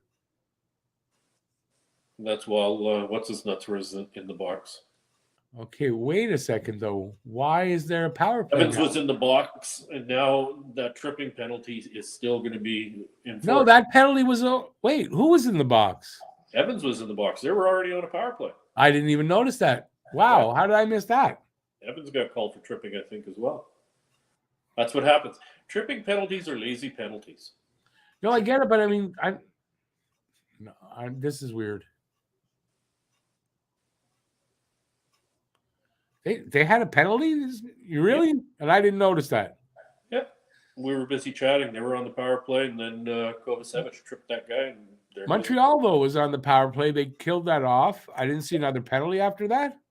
You missed it. Oh, that's weird. I mean, I must have, because it doesn't make any sense that they're on a power play still or now, but Jesus. The game is basically out of it's done. It's too bad that it's, there's still a whole other period to go. But then again, third period could be totally different. You never know. I've seen weirder things happen, right? I don't see it. That I would see if it was like a Toronto team or something. I'm not saying it's something I'm predicting, but I'm saying I've seen it happen before in my 50 years watching hockey, right? That's all I'm saying. So the potential, the possibility is there, but it won't happen. Not to a team like this. They're too well. No. And not the way they're playing. They're totally flat. I don't see how. If Montreal scored 2 goals in a short span, they had a 2-on-1. I see Brindamore taking a timeout and just ripping everybody a brand new poop shoe. Well, yeah. Pizzetta just missed on a 2-on-1. They showed him skating away. He did a big mouth the word. Well, he said it. The F word. F word. Full fart. Fobart. Yes. That's the F word. 1:21 left in the second. We're almost out of the second, but it's 3-0 Carolina. So, yeah, I mean, I wish I could jinx them by saying it may be a shutout, but it may be a shutout.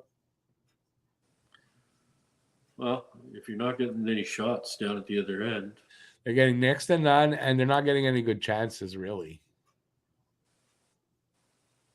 I haven't seen one of their shots that was really dangerous or anything like that. Oh, would you look at that? Ranta wrote a book in the first period.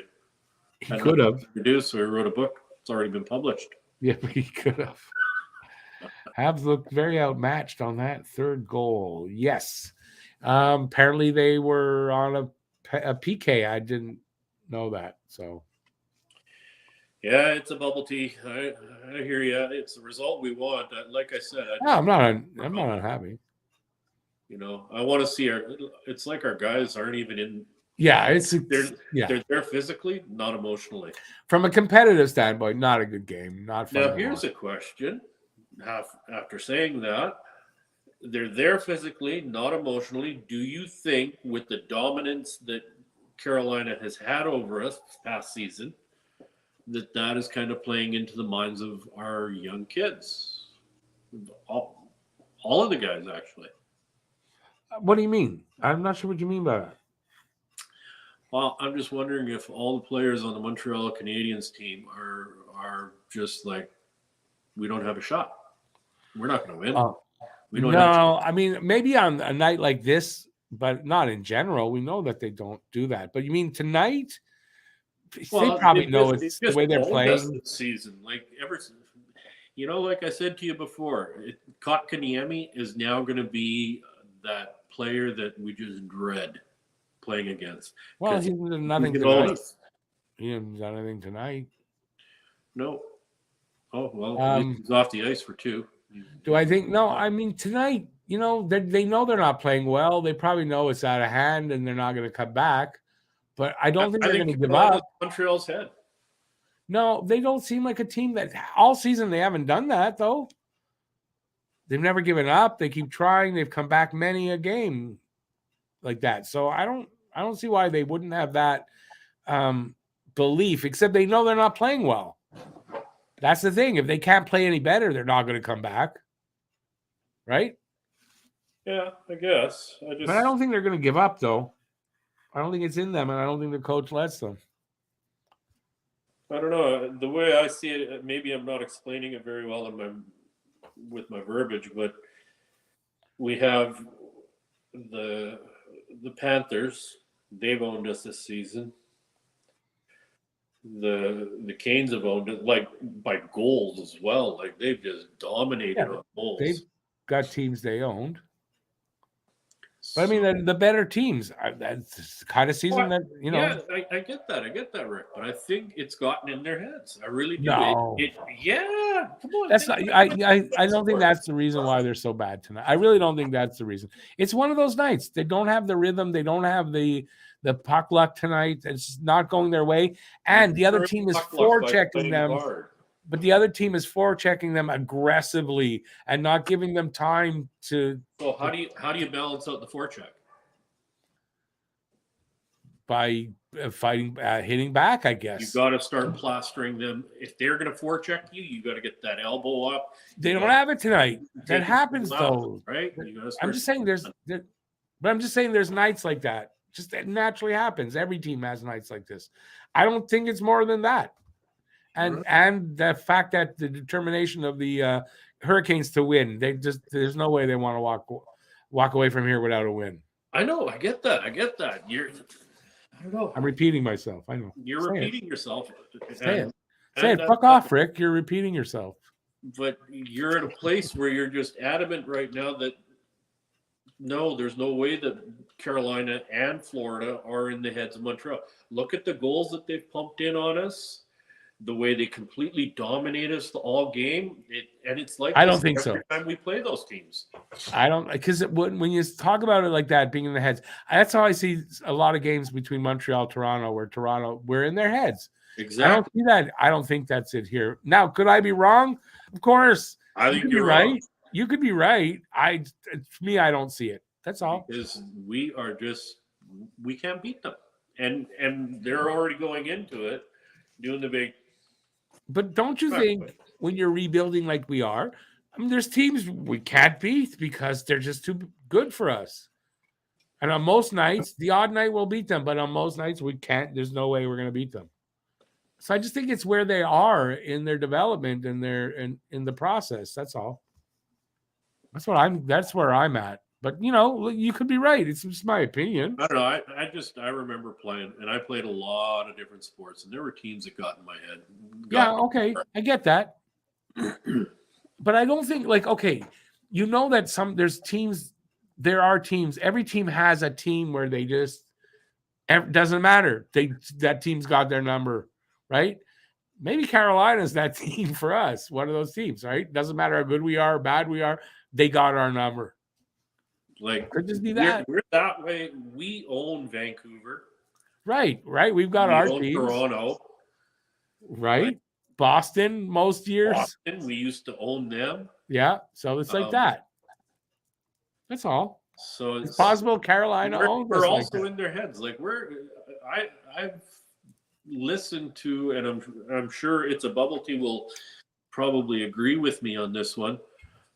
Because they live in Vancouver, from what I understand. Yeah. I think so. I hear on the, what's his name? I think his name is Don Taylor. I think it's Don or Dave or something like that. I've heard him say that some Vancouver Canucks players admitted that certain teams do get into their heads. Like Calgary is one of the teams. But every team's not. That's what I'm saying. But every team has that team, right? Yep. Every team has at least one. One of the other teams that was, in the Vancouver Heads with the Montreal Canadiens, because we'd come in there into their own home. All you see is a sea of red. We owned them. Yeah, no. So maybe you're right. So maybe I'm agreeing with you now because yeah, I agree. I agree with that. But and Carolina might be that they just have our number. Yeah. And then when you come into the game, it's even though they'll say no, in the back of their minds, it's there, and you can't wipe it out. What Anthony says. Yeah, no, I agree with you. Bubble Tea says it's Don. Yeah, so it's Don Taylor that was saying it. So you might be right. I don't disagree with the theory. That's for sure. I definitely agree with that. And kind of Carolina's kind of been a team that's tough for us to beat. So there you go. Yeah, we'll see what happens. I just wish we competed tonight a little bit better. Yeah, it would have been better. Anyways, we're in an intermission, so talk to us in the chat. We're going to talk to you back now. I won't ignore you. And whatever you guys want to talk about. Andy says it gets into your head and stays. And I know it does because I know Toronto is that way with Montreal. That's what I was talking about when we played them in the playoffs. I said it. That's what's going to happen. They think about it too much. They grip their sticks too tight. And they can't. And that's what happened. Yep. So yeah, I agree with that theory 100%. So yeah, it's probably what's happening here then. But I agree. I think my point is valid too, is that I don't think they're going to give up, even if they're not happy. They're still going to try to the end. They can't compete tonight. So they can't compete tonight.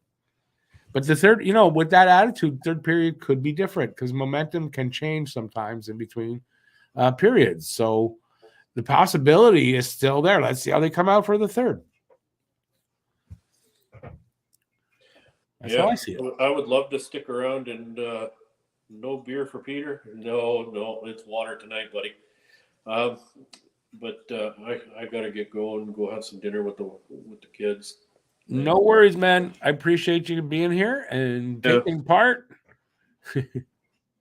And don't worry, I'll handle things. Go ahead, take off on me. Don't worry. Don't think about me. But the girls, they just got home from work, so yeah, no worries. No worries. It was good having you on while you were on. Yeah. All right, man. All right, folks.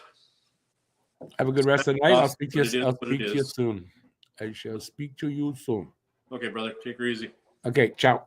Night, everybody. All right. So let's talk to me here in the chat. We got some time before the third period, and this kind of going to be a trying third period, I got to tell you. It was nice having Pete around. At least it wasn't so boring, but it's going to be a trying third period. So I hope you guys will talk to me. And then again, as I had said, you actually never know what could happen, right? Third period could change the momentum. I've seen it many times. Maybe it'll happen here. Probably not, but maybe it'll happen here. Hey, Bubble Tea, I didn't realize you're leaving. Have a good night. Thanks for being here, and thanks for all the questions and stuff.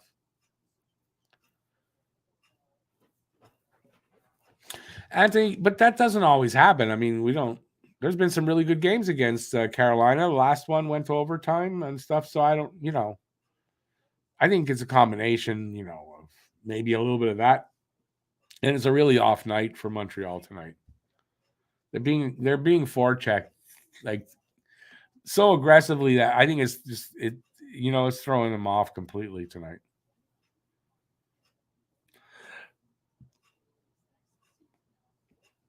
Oh, you were saying that to Pete.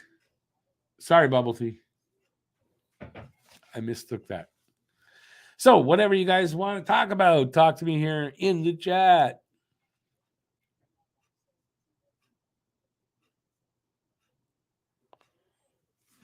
I'm not worried about that to pay him. Like they probably won't do that and make that mistake with like they did with Galley. Worry about him? No, because if he doesn't play the way he plays, he's not Raphael Harvey Pinard, and he wouldn't be here and all that. So enjoy it. Enjoy it while he's able to do it. However long his career is, enjoy the play that he gives and just enjoy him as a player. That's all I can say.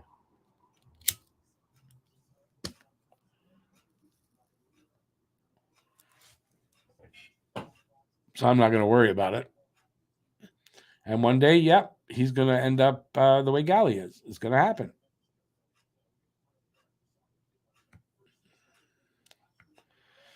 All right, so like I keep saying, whatever you want to talk about, I'm up for that.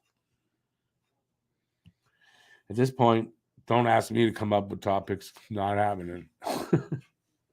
I'm already tired for tonight. I didn't sleep a lot because of the fire and everything. I don't know. I just didn't get a great night's sleep last night. So, yeah, it's going to be a long third period the way they're playing. At least if it was exciting. And that's why I'm hoping there's going to be a change. But if it's not, it's just, 40 minutes of trying to talk through it.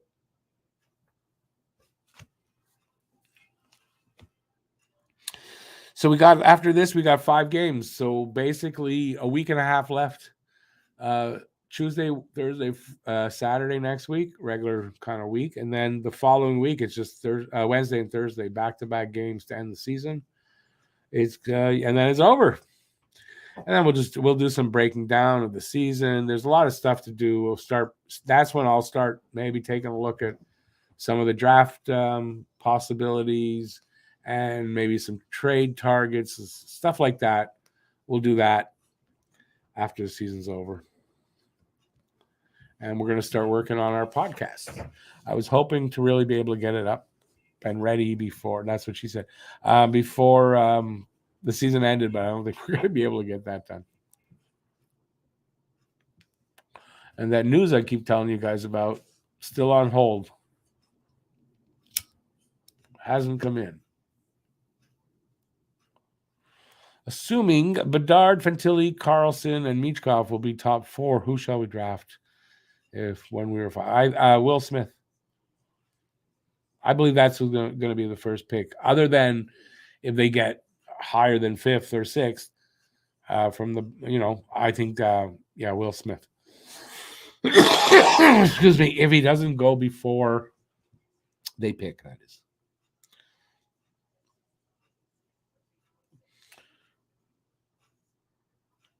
Anthony, I don't know what you're saying there. Did Law is playing in Australia? What does that mean? Some teams have caught up to us because of our low minutes of penalty in the last 3 games. For the first time since October, the Canadiens aren't the most penalized team in the league. That's nice. And it's true. They've been the most penalized team all season. A little bias from the refs, no?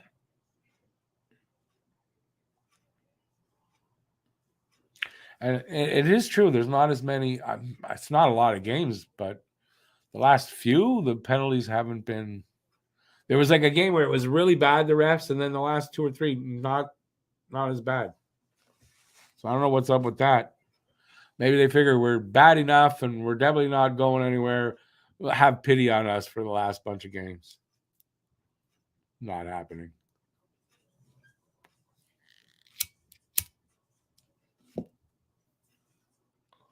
Anthony, don't steal my jokes. I use them enough. Don't you guys start using it.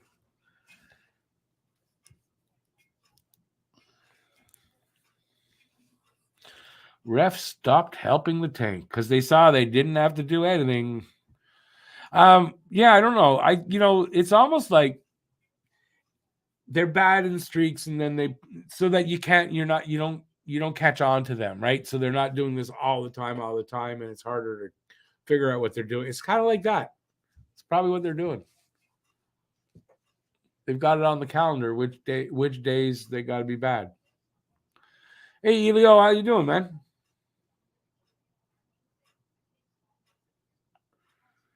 Elio, you're talking about Dobis. Yeah, 2-year ELC they signed. He's got potential. I don't expect to see him here next season or anything like that. Maybe a game or 2 here or there, unless there's bad injuries to the goalies. But, I mean, he'll play in Laval.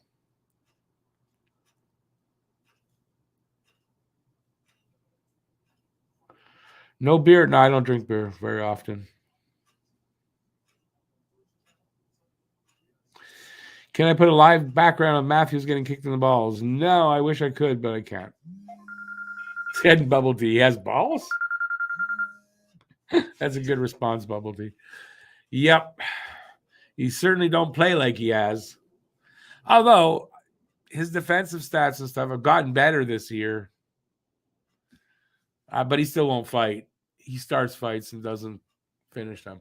So they're just coming back here for the third, I think. They went to a commercial, but does that make sense? I thought it just finished. Like, I don't know.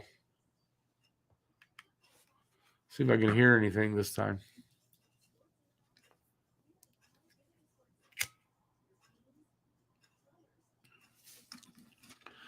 Maybe I could find, I doubt it, but I'll look up and see if maybe I can find a picture of when he got kicked in the nuts. I can put a picture up for Saturday. Maybe I'll make that. I'm going to look for that for the Saturday for the thumbnail because they're playing Toronto next Saturday. I want to get a shot of him. Yeah, I want to put him getting kicked in the nuts on the thumbnail.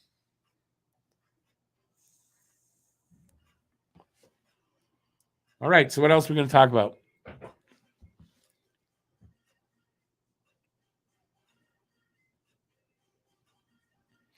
For a second, you thought that was Matt. Who? What are you talking about? You mistook Pete for Matt? They don't look anything alike. Do I think the Panthers can beat the Bruins if they make it? No, I really don't. I think, it all depends, right? Because we know about the President's Trophy jinx. Bruins are going to be the President's Trophy winner. If there's anything to the jinx, then maybe, yeah. But it's hard to predict that. So I say no, they shouldn't be able to. And then, second round, if Toronto's going to make it through, they're going to have to play Boston. I don't think, if Toronto makes the first round, fine, but I don't think they're going to make it through the second.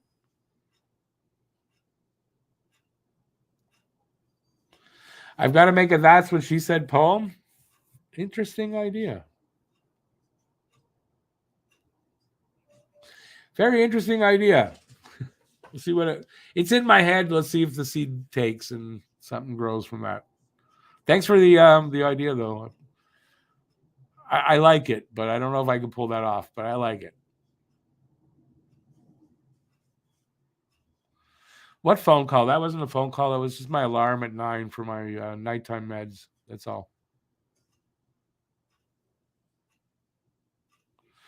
Montreal will be a very good team in 2 or 3 years. Yeah, I mean, and that's what the team expects, right? Kent Hughes said 2-3 years. He expects 2-3 years and they'll make the playoffs. So to say a very good team, they'll be good enough to make the playoffs. How far they'll go right away the first year, don't know. But I would think they'll progressively get better till they're a contender, and I'm hoping win the cup. Bubble tea, I'm worried about Tampa having, I'm worried about it. But I hope you're right. I would love nothing more for that to happen. So we'll see. But I'm worried this year. I'm always on point with it. That's what she said. Well, I try not to waste them. I use it a lot. I try to make them all good. Oh, God.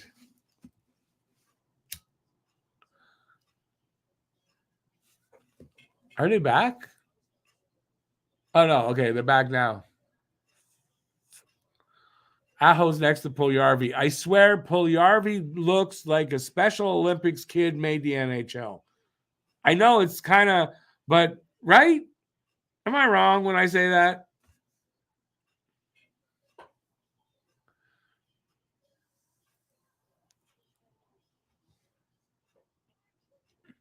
Bubble tea, I kind of hope it's the defense and the goaltending. I mean, that's what I've been saying, so I hope I'm right. But I'm worried this year, where I'm usually not, but I'm worried this year. So we're underway. Habs are on the power play. I don't remember what for. So there you go. Here comes the Canes on a shorthanded chance. The pass didn't get through to the intended target. It's in the corner against the boards. And Carolina just wasting time. Doing a great job at killing off the power play, that's for sure. A minute gone already.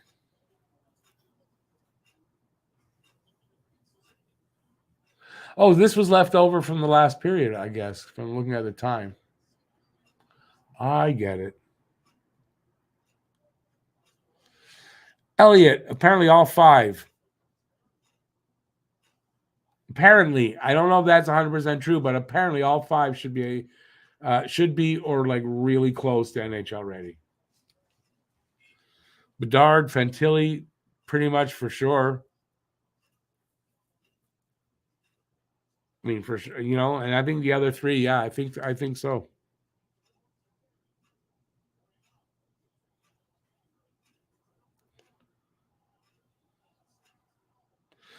Elio, Montreal will not be in a wild card next year. No, that you're dreaming. That's not happening.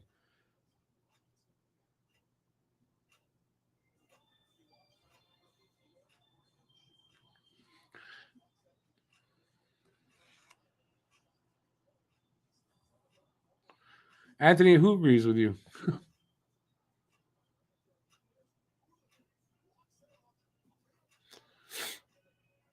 So we're almost 2 minutes gone. The power play, 2 seconds left, so that's killed off. Especially they're facing off in Montreal's end, so that's killed off. I did not expect Montreal to get a power play goal tonight. I didn't. I was hoping that they step up against a good, but they didn't do that. But I didn't expect them to get one. Just hoped.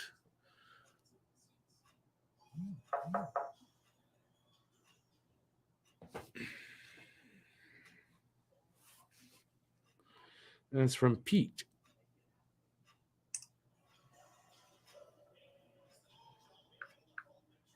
Hang on. Hope everything's okay.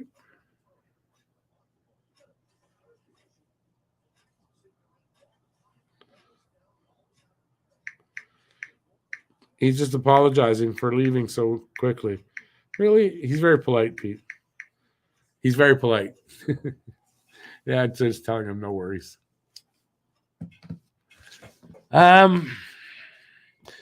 Dreaming, or will you be disappointed if they are in a wild card spot next year? I mean, I'll be disappointed some ways, but I mean, I'm going to enjoy it. But I mean, it's not happening. Like, how many things would have to go bad for like a lot of NHL teams, I think, for that to happen? I don't think it's going to happen. Anthony, yeah, I agree with you on that. Michkov would go third, but not with what's going on. I don't think so. He drops big time. I said Puljujarvi looks like a Special Olympics kid that made it to the NHL. That's what I said.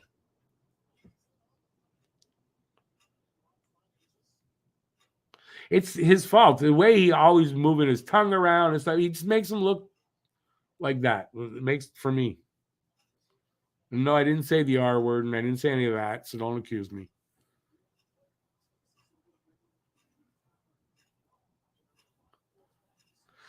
Bubble tea, I maybe with Florida's pick, depending on how high up it is. But if it's like if they go far, yeah, maybe with Florida's pick, but not with the 5th pick or whatever Montreal's pick is going to be.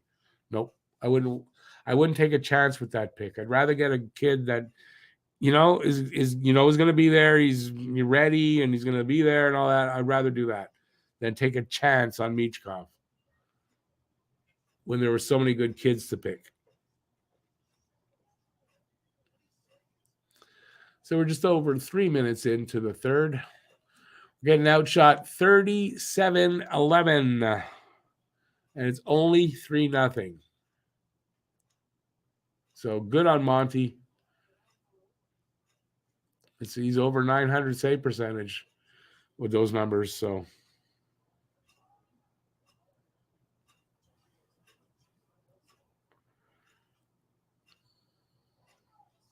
for me, Anthony, way too risky. I think he drops at least out of the top 10, and it wouldn't shock me if he dropped out of the first round. But that's just me. That's just my opinion, Doesn't mean I'm right. He might be going through, you never know. They might get to that point where they send kids like that to Ukraine. So, yeah, because I think they've already done that. Anyway, that's for another day, not for today.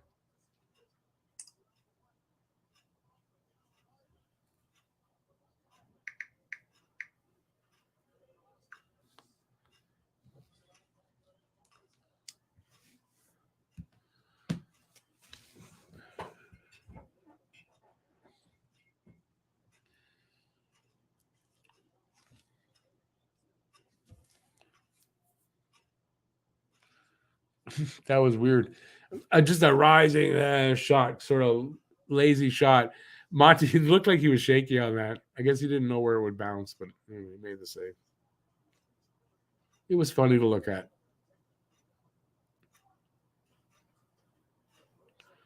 I wonder what the breakdown so far is of zone time for this game. Bet you they got like at least 3 times the zone time Montreal has. Anthony, it's unfair, yes, but what can we do? It's not. What are we supposed to do? You don't put up with the reason why it's unfair. You don't put up with that kind of stuff. So,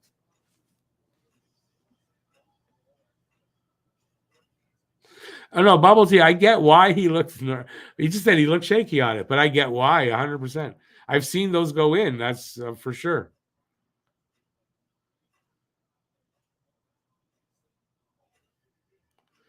Anthony, I understand. I hope he does get it. Will he? Probably not. It's not a fair world. A little over 5 minutes into this. There you go. 13:36 zone time for Carolina to 5:48. I was almost right. Almost three times the zone time.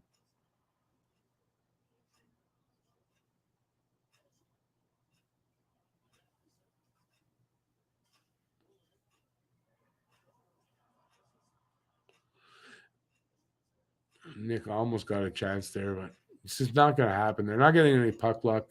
They're not very good tonight. Well, where Carolina is just very good tonight. It's usually like being outshot really bad when they double up on the shots. They're more than tripled. They're coming up to 4 times the shots. Carolina, it's crazy. I don't want to hear how bad Monty was and Monty's fault because it's not. Armia made a nice little move there. He couldn't finish off, though. Too bad. What was that about?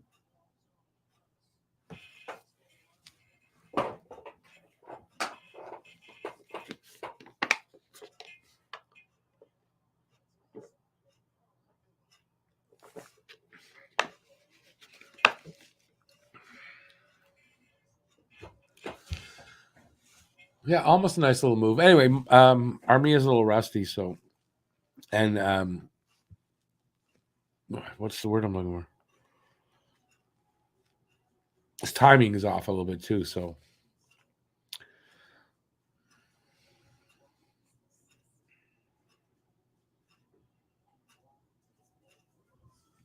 Anthony, and you know what? It's sad that they don't use that like that, for the increased cap next year. What instead of so the escrow's not all paid off. You're making so much money on the gambling shit. Why don't you have the goddamn cap?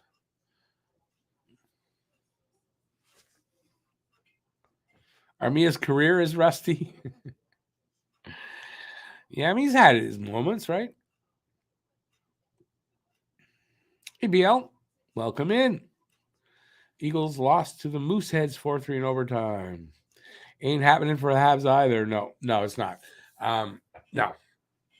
That the Habs, the player, like the skaters, are horrible tonight. Monty's been really good. He's already their next shot. The Canes is the 40th, and he's only given up 3 goals. It's really good. So.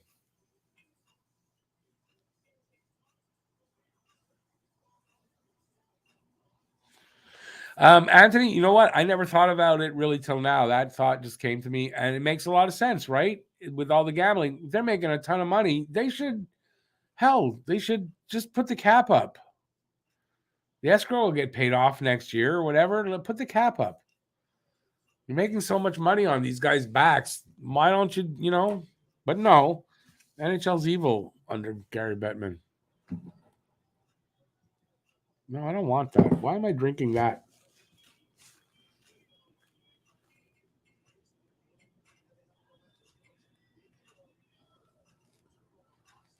Yeah, bubble tea. You're right about Armia. I mean, yeah. We all know it. That's why trading him at $3.4 million for his contract. No, who's going to take that? Yeah,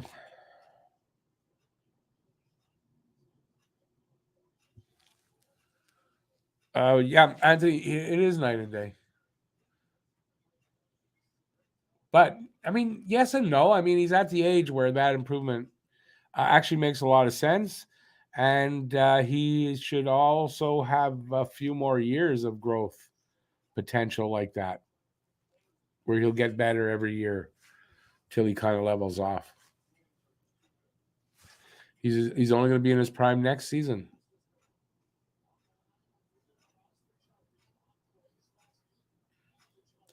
Hell, like even the bad bounces go right for Carolina tonight.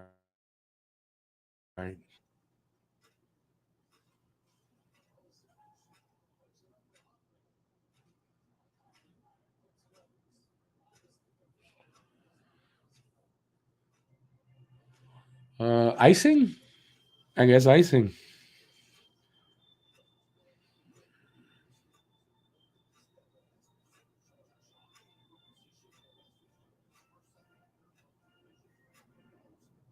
Oh, bubble tea. When you were growing up, I agree with you. When I was younger, they were always being outspent after they won the last cup. Like that was always a problem. They just wouldn't spend money. And then the cap came. When the cap came, kind of, you got made it easier, I guess, whatever. But yeah, they were being outspent by the Rangers, by Detroit. Those teams were really the Rangers. Didn't they have like a $120 million payroll at one point?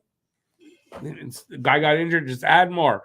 It's crazy. But yeah, Montreal seemed to always be like, won't they spend a little more money? Go get this player or whatever, get a free agent. No, they wouldn't spend money on those guys.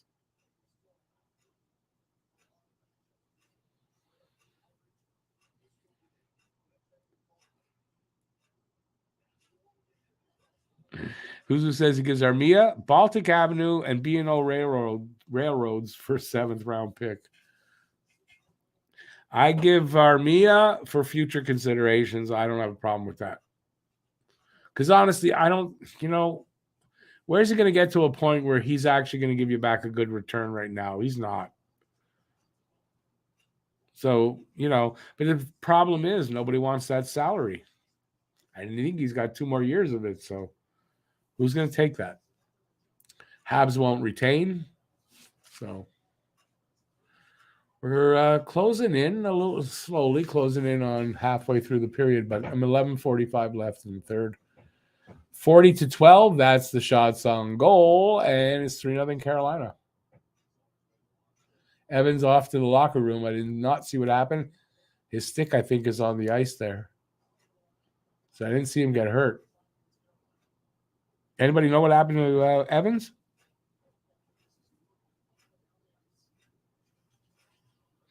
Bubble tea, I don't hate the cap either. What are future considerations again? Usually nothing really.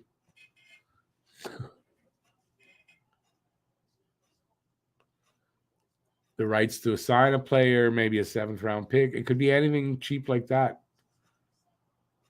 Oh, they actually get a couple of chances here. Look at that. They're going to get credit. That was a shot.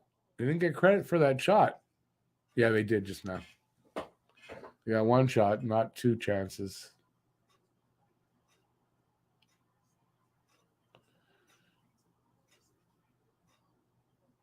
This is a nice pass by Drew and back up to Matheson at the point. Matheson's shot didn't do anything, but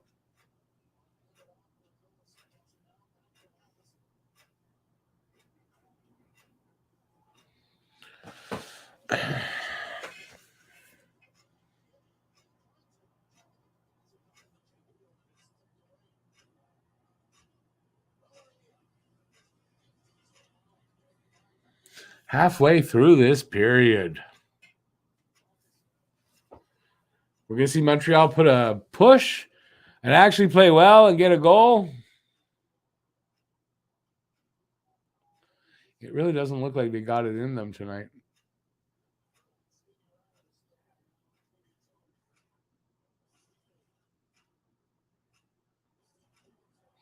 Anthony, I have no idea what happened to Evans. I didn't see it. All I saw was him going down to the dressing room.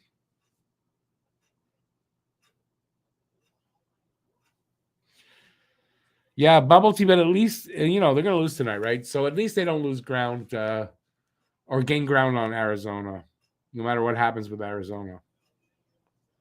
But if Arizona can win, I don't care how they do it, that puts them 3 points up. So, it can cement Montreal in 5th place for the draft. They're definitely not moving down. 4th is now like 9 points below them. There's no way they're moving down. So they played too well. That strength of schedule stuff where we thought Montreal would have trouble making points, but they got enough to not be able to move down on bad nights, like when they win when they needed to lose to gain ground down there. And then Anaheim wouldn't win. So anyways, you know what? 5th is not bad if you're picking 5th. Now, if they can hold that after the lottery, even better. Or move up, even better.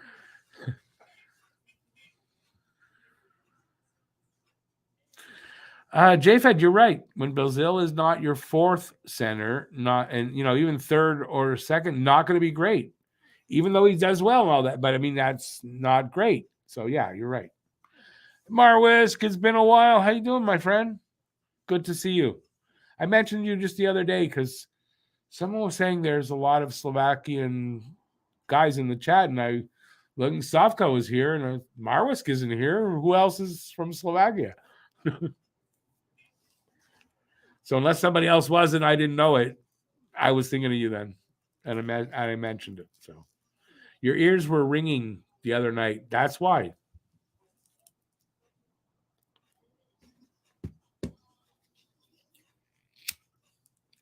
I'm doing good. I met Chris Nyland yesterday, sort of. Well, I did, but not in a good way. But I did meet Chris Nyland yesterday, so that's always something. And if you want to hear the story, watch the pregame show. I tell all about it. So anybody wants to hear about my Chris Nyland meeting, go to the pregame show after this. When did I do it? It was pretty early in, I think. Within the first 10 minutes, I think I did it. I told the story about it. And I wrote something about it. So I read that too. So you might want to check that out. Might interest you. And the pregame show could use the views.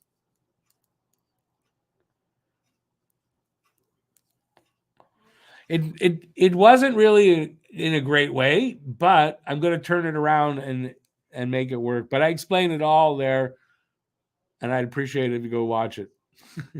I don't mind if you skip through to it and then leave. That's fine. But man, the thing could use some views.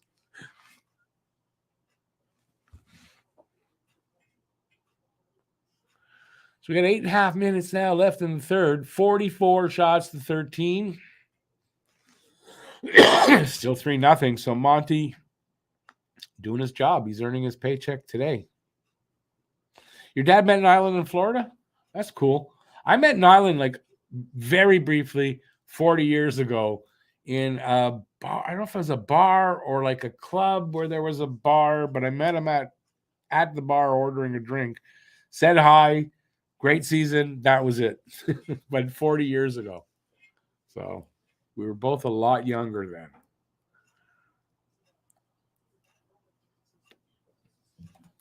Actually, it was probably 39 years ago because I think I was 21. So.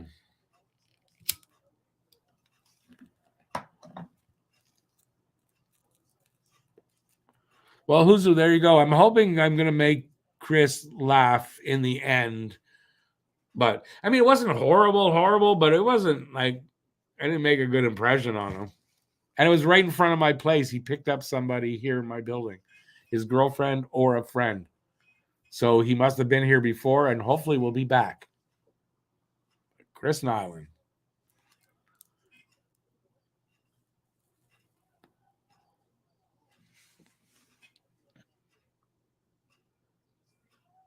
Now, don't do the math. It's painful. At least when you're my age, it is. I'm good at math and all that, but then you realize how long it's been. It's painful. So we're winding down here, and it's no better for Montreal. But listen, if you're watching Monty. A really good performance by Monty. And that's always worth it.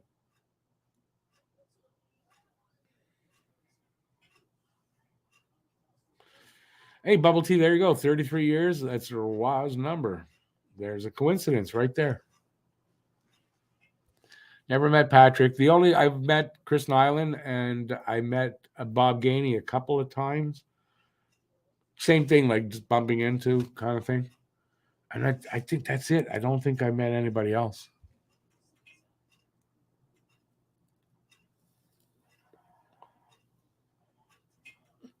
Marwisky met Marian Gaborik. Nice. That must be nice. Obviously back in your hometown, in your home country, right? So Gaborik is Slovakian. I never knew exactly where he was from. Or he's Czech. I'm not sure which one.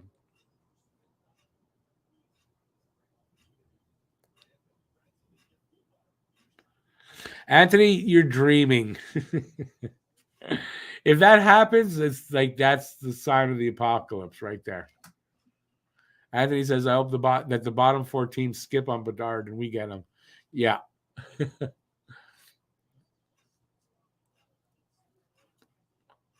Yeah, they're looking to go, we see Bedard more as a player for Montreal. We're going to take this guy. Yeah. What's wrong with Richard Zednik? Oh, fight. No. A lot of pushing and shoving. Almost a fight. It was not going to be a fight. I think they're sticking up for their goalie there, no? Or Weidman is getting pushed around. Weidman is a shit disturber sometimes.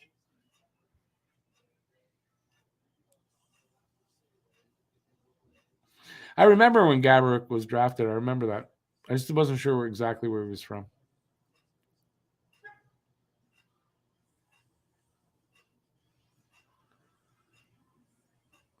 You were a coach when he was a coach with the Rampart.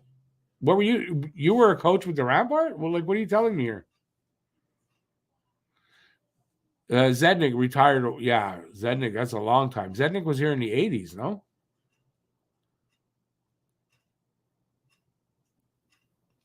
Zednik is the guy that got.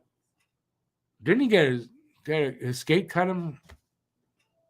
Isn't that what happened? Or yeah, I think Zednik got his throat cut when he was here. Or he got clotheslined. I'm not sure if he was the one who got clotheslined or what.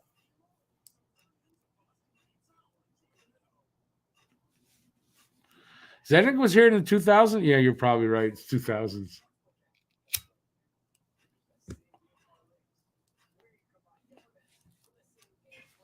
Oh, well. When you're old, you know what happens, right? It's hard to figure sometimes to know exactly when something happened.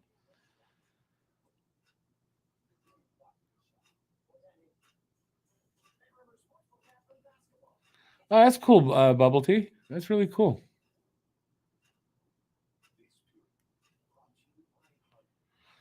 Anthony played bumper cars with Gianta's kid at La Ronde. That's cool.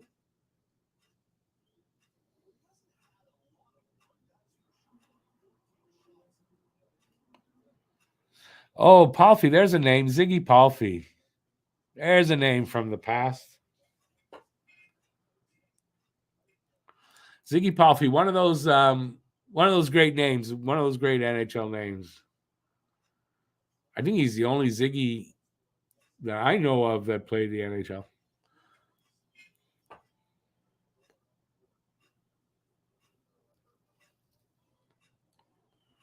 Born to be a Hab, that's pretty much impossible to really say. Where would they be without the injuries? Your initial response or thought would be, oh, they'd have a much better record and they wouldn't. But that doesn't mean that that would be true. Maybe in a slightly worse drafting position, but I don't think that much. Shatan, yeah, we used to make jokes and with the funny names. Yeah, we have Satan. We have Satan in the NHL. But now what we have is Satan that's running the NHL, so it's a little different. And he played for the Devils. Am I right? Satan played for the Devils, so that was even funnier, you know.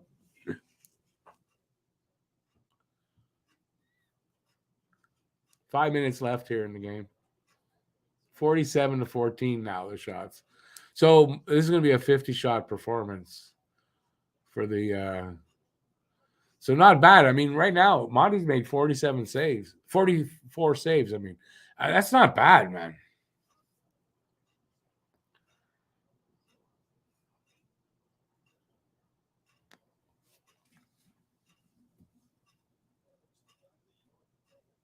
Oh, okay. I see. During COVID. That's cool, though. It's okay. I'm sure Raw's been rude a few times in his day. Yeah, Bubble Tea. I'm pretty sure Satan played for the Devils at some point. Because I remember making that joke. I remember I was working in a restaurant, and me and my buddy there, we used to do that, make fun of the names and stuff. And I remember doing that.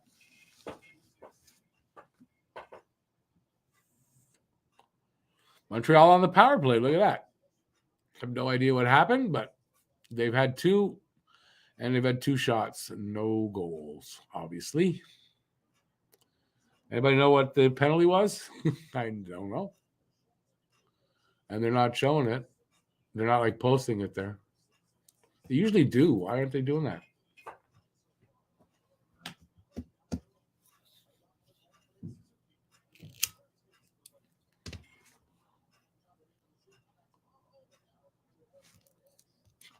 Panthers with a touchdown. They scored 7 goals. Who are they playing? Another that penalty or power play for Montreal. They can't even get over the blue line.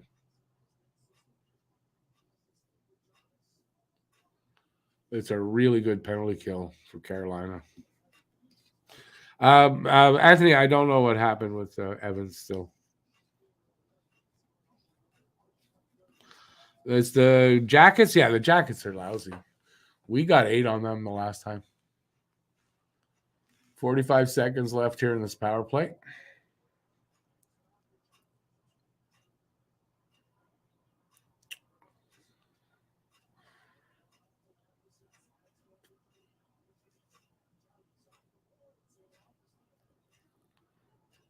No, I mean, they're going to do nothing here. I was hoping they get a goal. We're going to get shut out. 3 minutes left.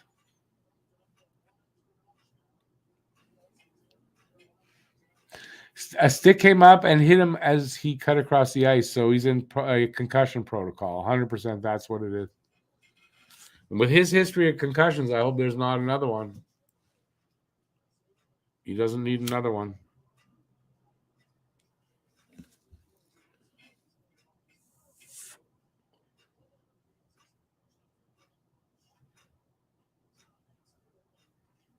That's the first time Carolina's come in to Montreal's zone, and they look kind of lackadaisical, like they're that's what it looked like to me. I said shutout, but it's since we're being shut out, you don't jinx us, and you can't jinx the other team by saying it. Only your own team.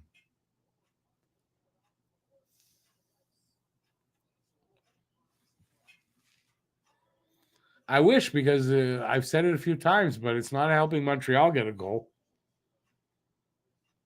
Bubble Tea, it looks like they're running the clock, right? You see the same thing I'm seeing?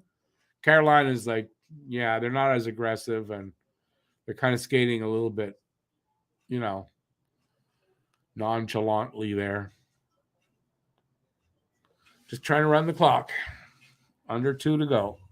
And, I could shut it down too, but, I got to stick in there. Maybe they'll score a goal. You never know. Probably will go down 4-0 here. I had it 5-2. Not even close, really. I wonder if anybody, I don't think I saw anybody guess the shutout. And nobody had the first goal scorer, so it doesn't matter.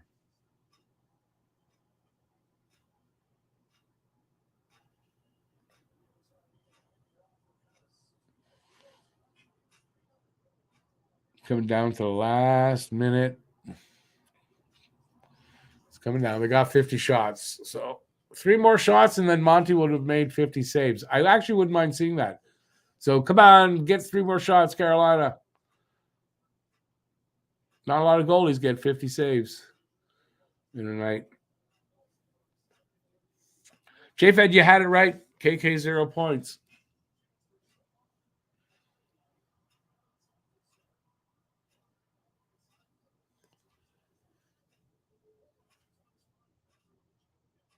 $40 left.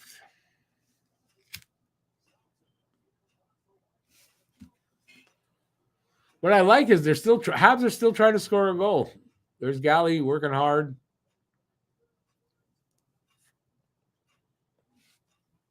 I like that. I like seeing a guy like Galley show everybody that you still work hard right to the end.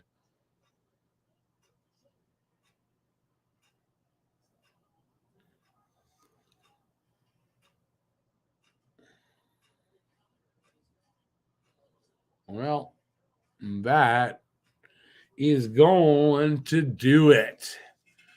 3-0 Carolina. And that's that. Oh, well, what are you going to do, right? Not the game I was hoping for, but the result is great. I'm happy with the result. I just wish they would have played better and been more competitive, and I could feel better about the fact that I'm happy with that they lost. But, in the end, it gets the result we kind of want, and they stay at least 1 point behind Arizona. Hopefully 3 it'll be at the end of the night. So I'm happy with it. Let's see what you guys are saying, and then I'm going to take off because I got a stomach that's kind of grumbling. Where was I? Might not be right if the Canes get 50 shots. Well, they got 50, so it ended, I think, with 50. Thoughts on the Habs signing Dobas? Good young goalie. Oh, I think it's great. Dobas has some potential. I don't see him as being like this whatever great goalie, but he could end up being that way, right? Goalies develop late or take longer. He's got really good potential. Let's see what he does with the Rocket, because I think that's where he'll be next year. And let's see. Good competition between him and Primo, because those are the 2 guys that have the best shot to make the big club.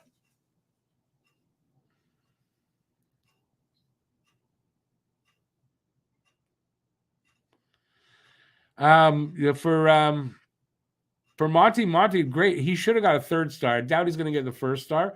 He should have got a 3rd star, and Ranta shouldn't really get a star for what we get.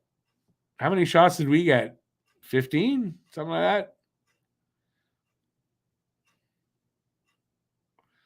that? Sufka, the Carolina Hurricanes were the Hartford Whalers, yes.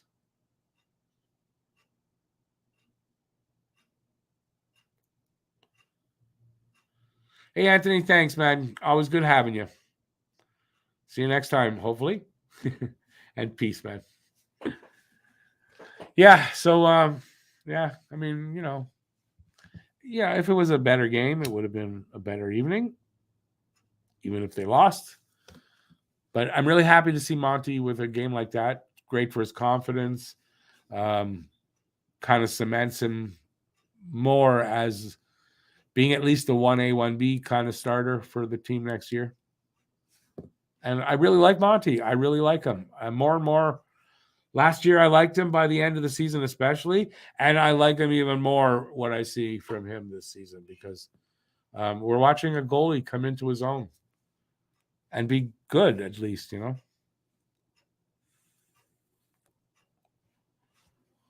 Bubble tea probably will be. I got to say, I think the game against Toronto, they could win. Toronto might be resting players by then. The game against Boston, you got to think Boston's going to be resting like half their team. Montreal will probably win that game. Who else are we playing? Let me see. I'll check to see who we're playing next week. Hang on, I got to move things around. Because off the top of my head, I know we got Washington, the Islanders, and Detroit. Those are 5 games. Honestly, I think their best shot's probably against Toronto and Boston, oddly enough. And maybe the Islanders will be resting guys. I think it's the Islanders the second to last game. But it's back-to-back nights there and everything. I don't know. You might be right. This is the way it's going to be the rest of the way, which is fine.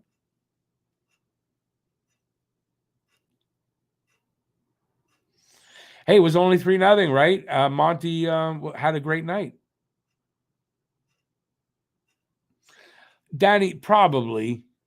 But I'm saying they might start resting players. I just don't know what their schedule is after, right? I don't know. But probably they're not. They still have a few games. But the Bruins, last game of the season, got to think that they're resting players. I don't know if it's the last game of the season for the Bruins. That's the only thing I don't know.